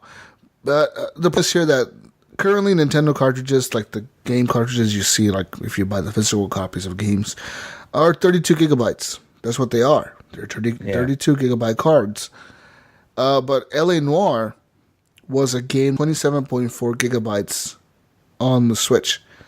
But in the European release, when you bought the game, there's a mandatory 13.1 gigabyte download that you have to download on top of what's on the cartridge. Jeez. Well, what they did was they opted for the 16 gig cartridge to maximize their profits. So Rockstar was like, no, we're going to buy those cartridges, the smaller ones, to maximize our profits off this game. So they make you download fucking 13 gigs of the game. But apparently they were going to release a 64 gig cartridge next year, but apparently they're going to delay that. The price is way too high. I mean, you're already paying a premium for Switch games. Right? Yeah, proprietary Switch cartridge. Yeah. Yeah. And that's why you look at a game and it's so much more expensive on the Switch than it is anywhere else, because Those you got cart. And the thing is they don't want to feel like, they don't want it to be screwy with prices and be cheaper as digital, and so the digital price is the same one, Yeah. and it offsets the cartridge the price of the cartridge So if they go up to a 64 gig cartridge, It's going to be expensive. it's going to be even more expensive, right? So they were probably betting on the price dropping this year, and it didn't, because memory has gone up. Yeah. Right. And they're the only ones who make that cartridge, right? Like, Yeah. It's like, yeah. Well, no, it's SanDisk, I think, isn't it? Yeah, they're like, Yeah. but they're the only ones who really use that. I mean, right? Like that type of style. Yes, cartridge. that exact cartridge, yeah. But it's just flat memory, really. Yeah, it's I mean, like a same thing, a USB stick or card, anything. right? Yeah. Guys, in positive news, Microsoft has surprised a 9-year-old boy who gave up Xbox Christmas gift to donate his blankets to the poor. Apparently, a 9-year-old boy named Ashland gave up his Xbox Christmas present to donate more than 60 blankets to the homeless wandering in the cold. He basically said, I don't want my Xbox, Mom. Instead of buying my Xbox, buy a bunch of blankets for homeless people. And did it. But that caught the attention of Microsoft. So the company surprised him with an Xbox gift. They called him up. They actually found out his phone number. I don't know how. They fucking called him. Said, hey, come to the Microsoft store, where the employees led him to the back.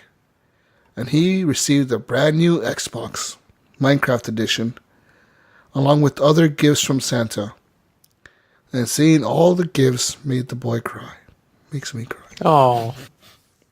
It was a good Oh, story. that's sweet, man. That's a sweet story. Yeah. What an amazing kid, you know? Yeah, he is. That's good. That's very thoughtful of him, Yeah. guys. Very, very, very thoughtful. You know, That's if you... awesome. I'll take your Xbox if you don't want it, you know?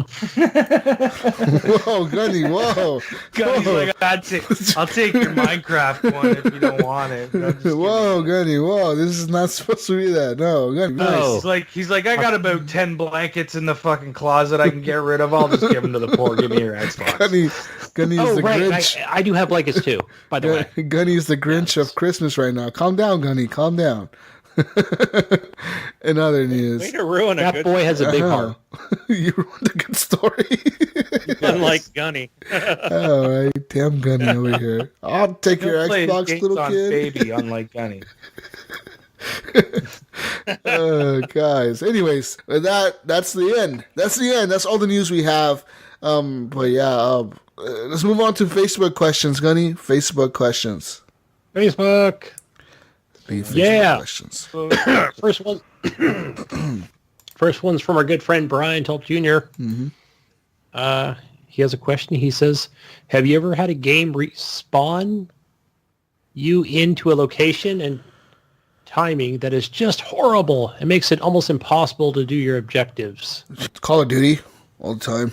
Yeah. Weren't you just talking about that? Like last week or the week before or something?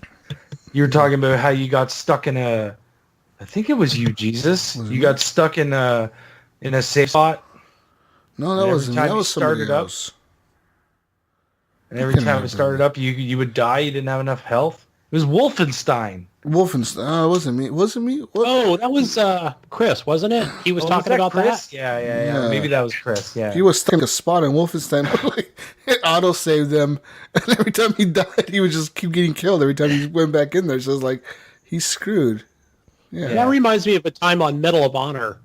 I think that was, I can't remember if it was on PC or, I mean, this might have been prior to me. Just this would have been back in like, the early 2000s, but maybe it was on Xbox, where it kind of spawned me in a spot where it was just like this part of constantly mowing down enemies, but they just like sent a barrage of. I feel like Call of Duty in back in Modern Warfare and Call of Duty 4 and the old one, 2007 one. There's a part in the like one of the missions you're kind of like invading. I don't know if it's Afghanistan or Iraq, one of those countries, but you're looking for one of the guys, Al-Assad or whatever the fuck his name is, the main bad dude. So you're like going in there with a bunch of Marines, like pretty cool because there's like a bunch of helicopters coming right, and you're roping down the ropes, and it's like fucking Black Hawk Down and shit. You got a bunch of helicopters going in. You're going in there breaking doors down and shit. Well, there's a part in there where like you go into this like TV station, like a news station, and you go into this room. There's a bunch of enemies like with RPGs and stuff.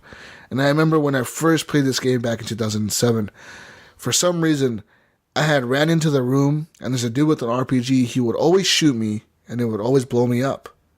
And it auto-saved at that fucking spot. It just, every time I fucking would like load back in, it's just like RPG, boom, you're dead. RPG, boom, you're dead. Like I had to like restart that whole mission, like completely restart that whole mission to be able to beat that. It was hard. Screwy. Any times you guys have had this happen to you? Ryan or Mark? I'm trying to think. I know it's happened to me before. I know there's been games where I've had that same issue where it's saved somewhere, and you just I think I had the issue in Skyrim at some point too, shit. where it saved me, and I. It's easy to get out of it because I had so many other saves. I could always drop back to another save, but you spawn and there's a guy throwing a fireball at you or something, and he kills you every fucking time. I've had stupid stuff like that happen to me. Yeah. But yeah, and I think I've had a couple where I had to go back like an extra 30 minutes or hour or 2 hours. yeah, Because it was just too hard at whatever point it was. I think I did that. I might have done that with Skyrim or... but Mass Effect 2, I think, had a little better system where I think if you press like the select button, it was an automatic save. You remember that? Like when they came out with that, and I thought, oh, that's just the coolest feature ever. like a save. Yeah, it was a quick save. So they had the automatic saves plus, but there were a lot of games didn't have that option. I think Dead Rising was one of them that didn't have it. So, anyway, next question we have is from our friend Jonathan Hall, Pinpoint Red. He says, if Xbox were to say, hey, fuck it, let's do VR, which Xbox exclusive would you most like to see adapted? Xbox exclusive. Probably Forza.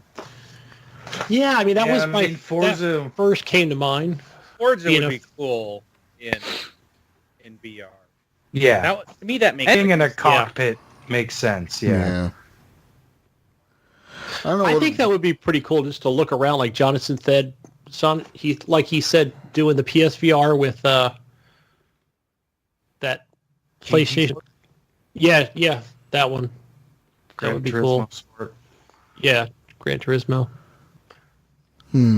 Yeah, I would say Forza would be the best one. I mean, I don't really see like Gears of War, Halo. I mean, those games in VR would be really hard. Could you imagine Gears of War in VR? There's so much camera shake in that already. Could you imagine seeing it in VR? Oh, man. Fighting a Brumac in VR. We'll do it. Epic Eric will be on that. I mean, and just Halo, I don't know if it would work out in VR. It's just those games are too fast and like there's too much stuff going on where like you need to see the full area to be able to play the game correctly. Yeah. How about Fable the Journey? We'll bring back Connect and include VR. Yeah. Connect and Old VR. hat. Oh. Old hat. Hey, Nintendo brought back the PlayStation Move controllers for their VR. Yeah. It worked. It worked for them. Yeah. Sort of. There's a lot of complaints about it as well. Because the tech is too old, right? Anyways. Those things are John, expensive. he has another question. Last question. He said, also, do you all remember the days when arcades would have like 10 cabinets of Street Fighter 2 and equal cabinets if Mortal Kombat 2?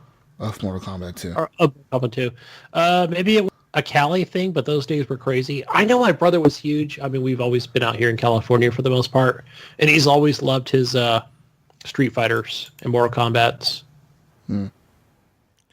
I mean, I remember the arcade at my house when I was a kid.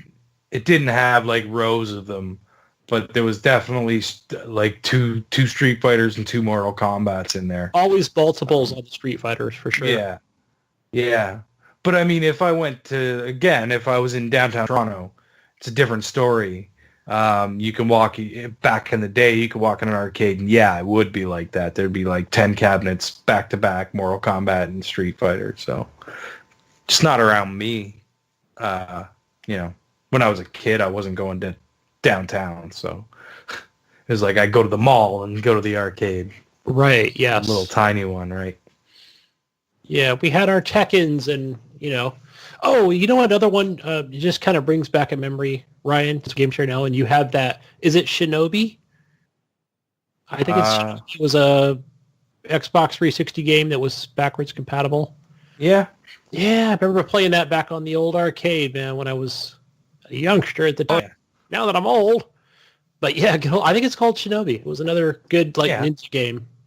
Yep. Yeah. I know what you're talking about. Yeah. Do you remember Karate? Was that with the one with they were the smaller characters? No, it was bigger. At the beginning, you climb up the cliff, and then you get off, and you got to throw ninja stars and kick and punch at the like little purple guys and their purple gis, and they're running at you and shit. Oh gosh, probably because that reminds me of Shinobi. Yeah. Yeah, it's similar to that's sort of like the newer version of it. Like Shinobi was the newer version of that game. Yeah. Anyways, that's it for the questions, guys. That's it. That's it, people. We're done. Jesus, get us out of here. That being said, guys, I'm gamertag Jesuswalksalot on Xbox Live. You can find me on there. Send me random messages about Destiny 2 is life. And stuff like that. Because I did get I got a random message last night by someone. I'm assuming it's a podcast listener. And they kept telling me that Destiny 2 is life. And that Destiny 2 is so much better than pinball. And that I should not be wasting my time playing a fucking game that I could play on my phone. I was like, dude, let me tell you something. 1 a.m. What are you doing? Let me tell you a little something about pinball. Tell me a little. Okay. Pinball will outlast me any day. I can sit and play pinball forever. You could sit and play Destiny forever. The difference is like I enjoy pinball. You might not, but fucking pinball is so worth it to me, and it'll be around for so much longer than Destiny, and has been already. Yep. Pinball is without pinball you. Uh-oh.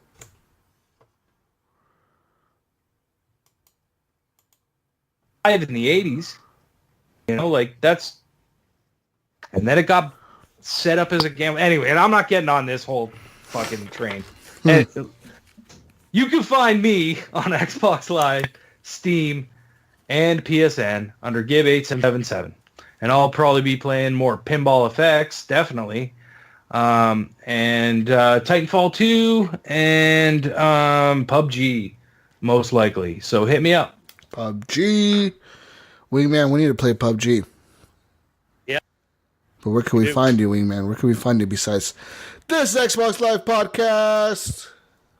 Yes. So you can find us there. Also, I'm Wingman709 on Xbox Live. Real quick, I wanted to say something. So I just want to say, I love you guys. You guys are great. You guys make me laugh every week. I know. And I want to make sure your community understands. I was joking in the Facebook when I was saying I got to complain about you guys. I actually was like, by the time I got I was listening that morning to go to work. By the time I got to work, I was like, what the hell? I was just like, I got in my car. I was slamming the door. I'm like, I got to tell these guys, But it's all, there's no angst or anger. It's all good fun. And I really enjoy what you guys do. So to your community, there was nothing, I didn't mean it offensively or like really yelling at these guys. Yeah. So, and I know you guys all took it that way. We know how. Right, of course. We all know you. Us three. Yeah. No, we know you well enough to know what's going on. Also wanted to say that I'm impressed with your community. You guys get so many questions, and you guys are like, oh, there's so many. I would love to have half the questions you guys get. We're always like, come on, guys, send a voicemail, send us questions, we have a lot of listeners that, I don't know, our people are lazy or something. I don't know. They just don't want to send it. I mean, we'll do giveaways. Like, if you send a voice, we'll get like one voicemail. Like, okay, well, he won or she won. You know? That's a good place to win. Friggin' draw names or nothing because one I'm like, wait. Sometimes I feel like, is anyone listening? So if anybody in the community wants to send questions, we'll be happy to answer them over you guys could win a lot of stuff. I mean, what you wish for. TXL does do giveaways of like a lot of stuff, man. You guys do like $60 giveaways, $20 giveaways, games, controllers. It's pretty crazy. We will. I will say we will not be doing any hardware accessories or anything out of country again. The Elite controller, I recall, went to somebody in Canada, and it cost us almost as much as the controller did just to ship it to freaking Canada.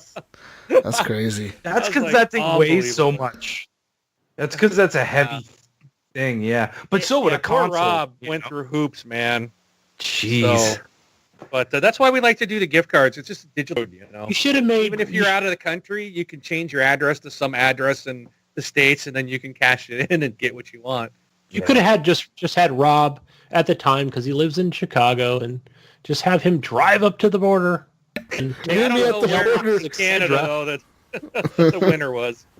That's true. I just want to say thanks to you guys. Appreciate it. I listen to you guys every week, and you guys usually takes me all week to get through your show, but because it's so long. I enjoy another long one. Yeah. But anyways, thanks, guys. Keep it up. Looking forward to another great year from you guys. Awesome. Yeah.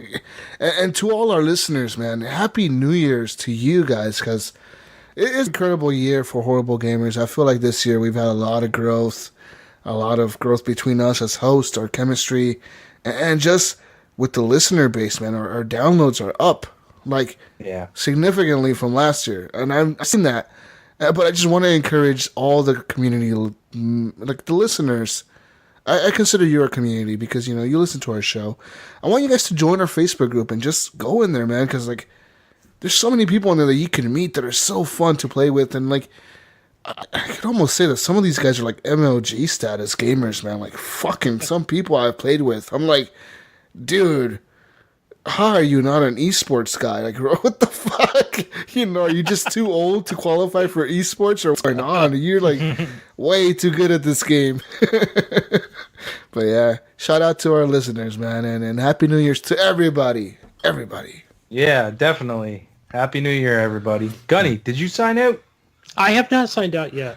I want to give a cutouts. One for my good friend Mark over here, Wingman709 from the TXL podcast, and also in the chat Vic, another co-host of TXL. Hey, Brun, we got to get him on this show sometime. Brun, you got to.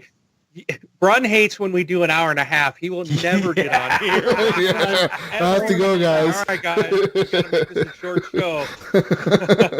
Whenever we decide to do a very short show for us. 45 minutes with Brun. Yeah. The other one I want to give a shout out to is my good buddy who I play PubG with and other games, and he posted the Elite controller in the Facebook group with I got that blue faceplate, and yeah, I love this thing. Brink, you said? Really easy to replace. To install. Hey, put that back up there. Oh yeah, yep. That's good. So, Dude, that's slick.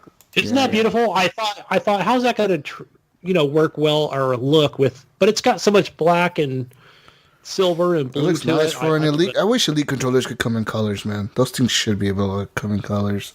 Yeah, I think it was $2 on Amazon, Mark. So I can link that to you, and you can. I don't have an Elite controller. Yeah, Any controller It really. has to be Elite. I don't It think it probably has works to be Elite. controller, right? Oh. I got one of those custom ones anyways that my kids get my gamer tag on it. So. Oh, sweet. And I've got What a colors camo did you one, my day one, my Scorpio one. So I'm good. That is cool.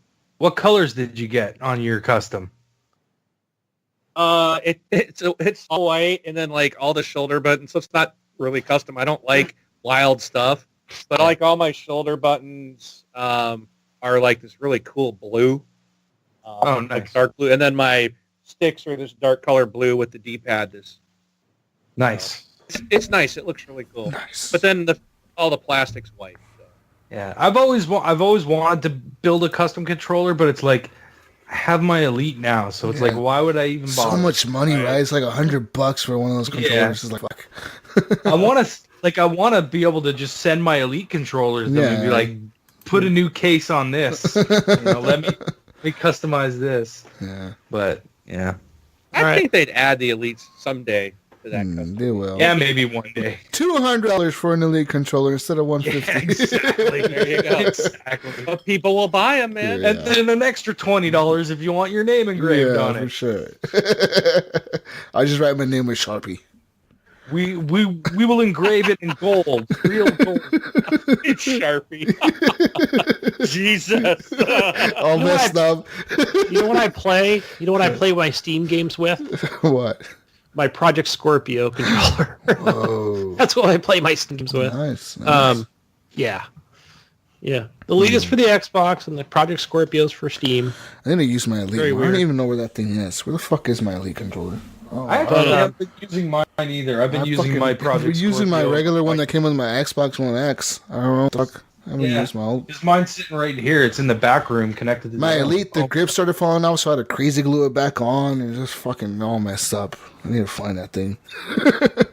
Anyways, guys. With the... You know what? You can find me on Xbox. Oh, okay. Gunnychief, one word, and on Steam, Gunnychief. Gunnychief. Let's play some PubG. I've got Star Wars Battlefront 2 now. You do? We need to play that, guys. Last night I played a few matches of it. with me, so he's got it now. Yeah. So they were real quick, just a few matches before we started playing something else. I'm gonna play more Battlefront this week. Once you play as Rey or Kylo Ren, dude, you're gonna be like, this game is amazing. I got to play as Boba Fett. Boba Fett is I was awesome. like, yeah, he was pretty done? cool. He has the fucking Float missiles and above shit. everybody. Yeah, you just jetpack everywhere. It's so cool. It was cool. My oldest son loves Darth Vader, and I'm a huge Darth Maul fan. Yeah. And he's always like, oh, Darth Maul sucks, blah, blah, blah. Well, he was playing a lot of Battlefront 2 this week, and he had to admit, actually one of his siblings sold him out. He was like, Dad, Colin thinks Darth Maul is pretty cool. And I looked at him and I was looking, he's like, yeah, he's trying to make an excuse, and he's like, well, he is kind of cool. Darth Maul is a badass, dude. He's so fast with those dual lightsabers. Yep. I mean, Darth Vader's pretty cool, though, but he walks so slow in that game. He's like just walking. Oh. He's a powerhouse. But He doesn't need to run. He doesn't run, yeah. He just walks everywhere. Just fucking kills everybody by walking. Guys. But with that being said... What does Gidget say? She says, peace out, Brussels sprouts. We'll see you guys next year on the Game of the Year show. Oh, 2017 Game of the Year. Horrible Gamers Game of the Year. It's going to be a crazy show. We're going to be a lot of arguing, I feel like. Yeah, get out there and vote on the on your Game of the Year. We have a poll up on Facebook group. Will PUBG so win? head over there and vote for your game. Will PUBG win? Or Horizon? Yeah. You can PUBG is always very... add an option. If there's a game we missed, just add it on. Yeah. There's a lot of games on that list. If we missed the game, fuck. Maybe you like them all. Got everything just that let us know in the deserves to be comments. on there anyways. Let us know in the comments. You like them all. Yeah. I mean, and then we're thinking about doing other polls for other categories, but we're not sure yet. But guys, get out there and vote Gems and of argue. War. Game of the year. Gems of War. Games of War. Yeah. What's that game that we played on our phones? What's that game that we played on our phones? That fucking Guns shit. of Boom. Guns of Boom. Game of the year 2017. Think about Guns of Boom. Guns of Boom. Time to change your vote, Canadian. That's not a game, Ryan. That's not a fucking game. Fucking You can't put mobile that on game. there. Fucking phone game. Don't do it. It's not even full release yet. Fucking game. Anyways, guys. Count. We love you. Bye, people. See you next year. Bye. Bye. New Year. One. Party down hard. Party, Get party, your controller and go to bed. Bye. Who's hosting the call? I think I am. Fucking Canadian internet. Broken Canadian internet. Damn shit. Yeah, whatever. Whatever, man. I made myself a bacon double. Hey, dude. How does this sound? Delicious. It sounds good. God, we're not fucking prepared for that, Gunny. You guys haven't even touched the fucking notes up there. Well, I mean, I've been studying the notes. I mean, I've been looking at them, and so I wasn't sure, like... So are we going to have... Are all three of us going to come to a consensus prior to starting a show? We are gonna do. We each make a top 10. Okay, we did that last year. We go through our top 10. All right, And then we give out the categories at the end. okay. I mean, that's the way I was thinking. I don't know if Jesus had a different idea, but We did that. We did it that way last year. So yeah, I thought last year's show was good. yeah, it was. We need more categories. We don't like. How did we do it last year? We each had a top 10. And we go through counting down our top 10, what our top 10 is, to get to our game of the year at number 1. That's pretty fun. Then we do the categories. Or we could do like top 8 and then do a category, and then from 7 to 4 and do another category, and then from 4 to 1 and then do the game of the year category or something like that if you want. I mean, that would be all right too, I guess. I don't know if I could even do a top 10. Fuck. Yes, you can. Why are you putting Mass Effect in twice? Oh, I did. Fuck, what was I thinking? What game was I thinking? Oh, I was thinking about this game. Do we have any questions, or are we just going to do like your end of year game stuff? Oh, no. That's Game of the Year's next show. Oh, Game of the Year's next week. okay.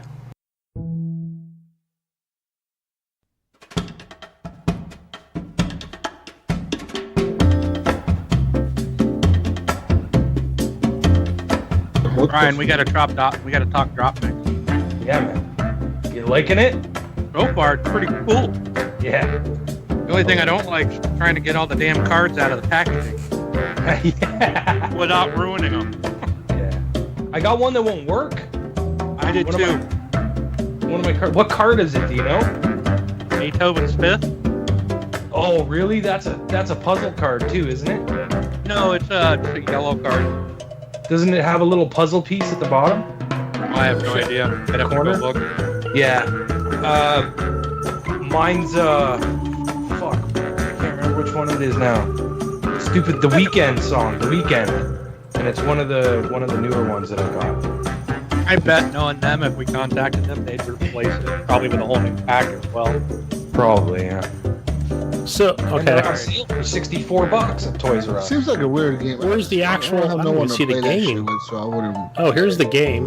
Okay, so I see the game for $96. No, man, go on Amazon. It's $64. Yeah, on Amazon is cheap. I don't see it. I'm on Amazon. It's 50 something on Amazon.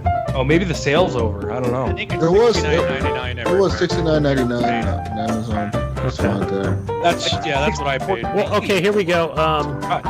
$49. There you go. That's it. Yeah. 49? That For could the just be basic, the or board, though, Gunny. That could just be the board, though. No, it's the Board. board with the starter pack. It comes together. Pop Diamond exclusive? Pop Diamond exclusive. What is that? Well, the pop music, I guess. Oh, Diamond. Pop music. You get the Diamond mix playlist. Yeah, can I mix some Michael Jackson with some Gunnychief? If you Okay, have so comes Yeah. with 15 cards, one hidden track card. Okay, I'm gonna. It's Okay, no. No, it should come with 60 cards. cards. Doesn't sound right, Gunny. Don't pull the trigger on it. What I want to know is why haven't they made an app for this game and I could just play this game as an app? It is an app. You need an app. But why can't they just make cards in an app mode where I could just buy card packs like loot boxes? Drop the cards. That's the whole point of the Physical. I game. could drop the cards on my phone. I could tap on the card and like bam, throw my phone on the ground.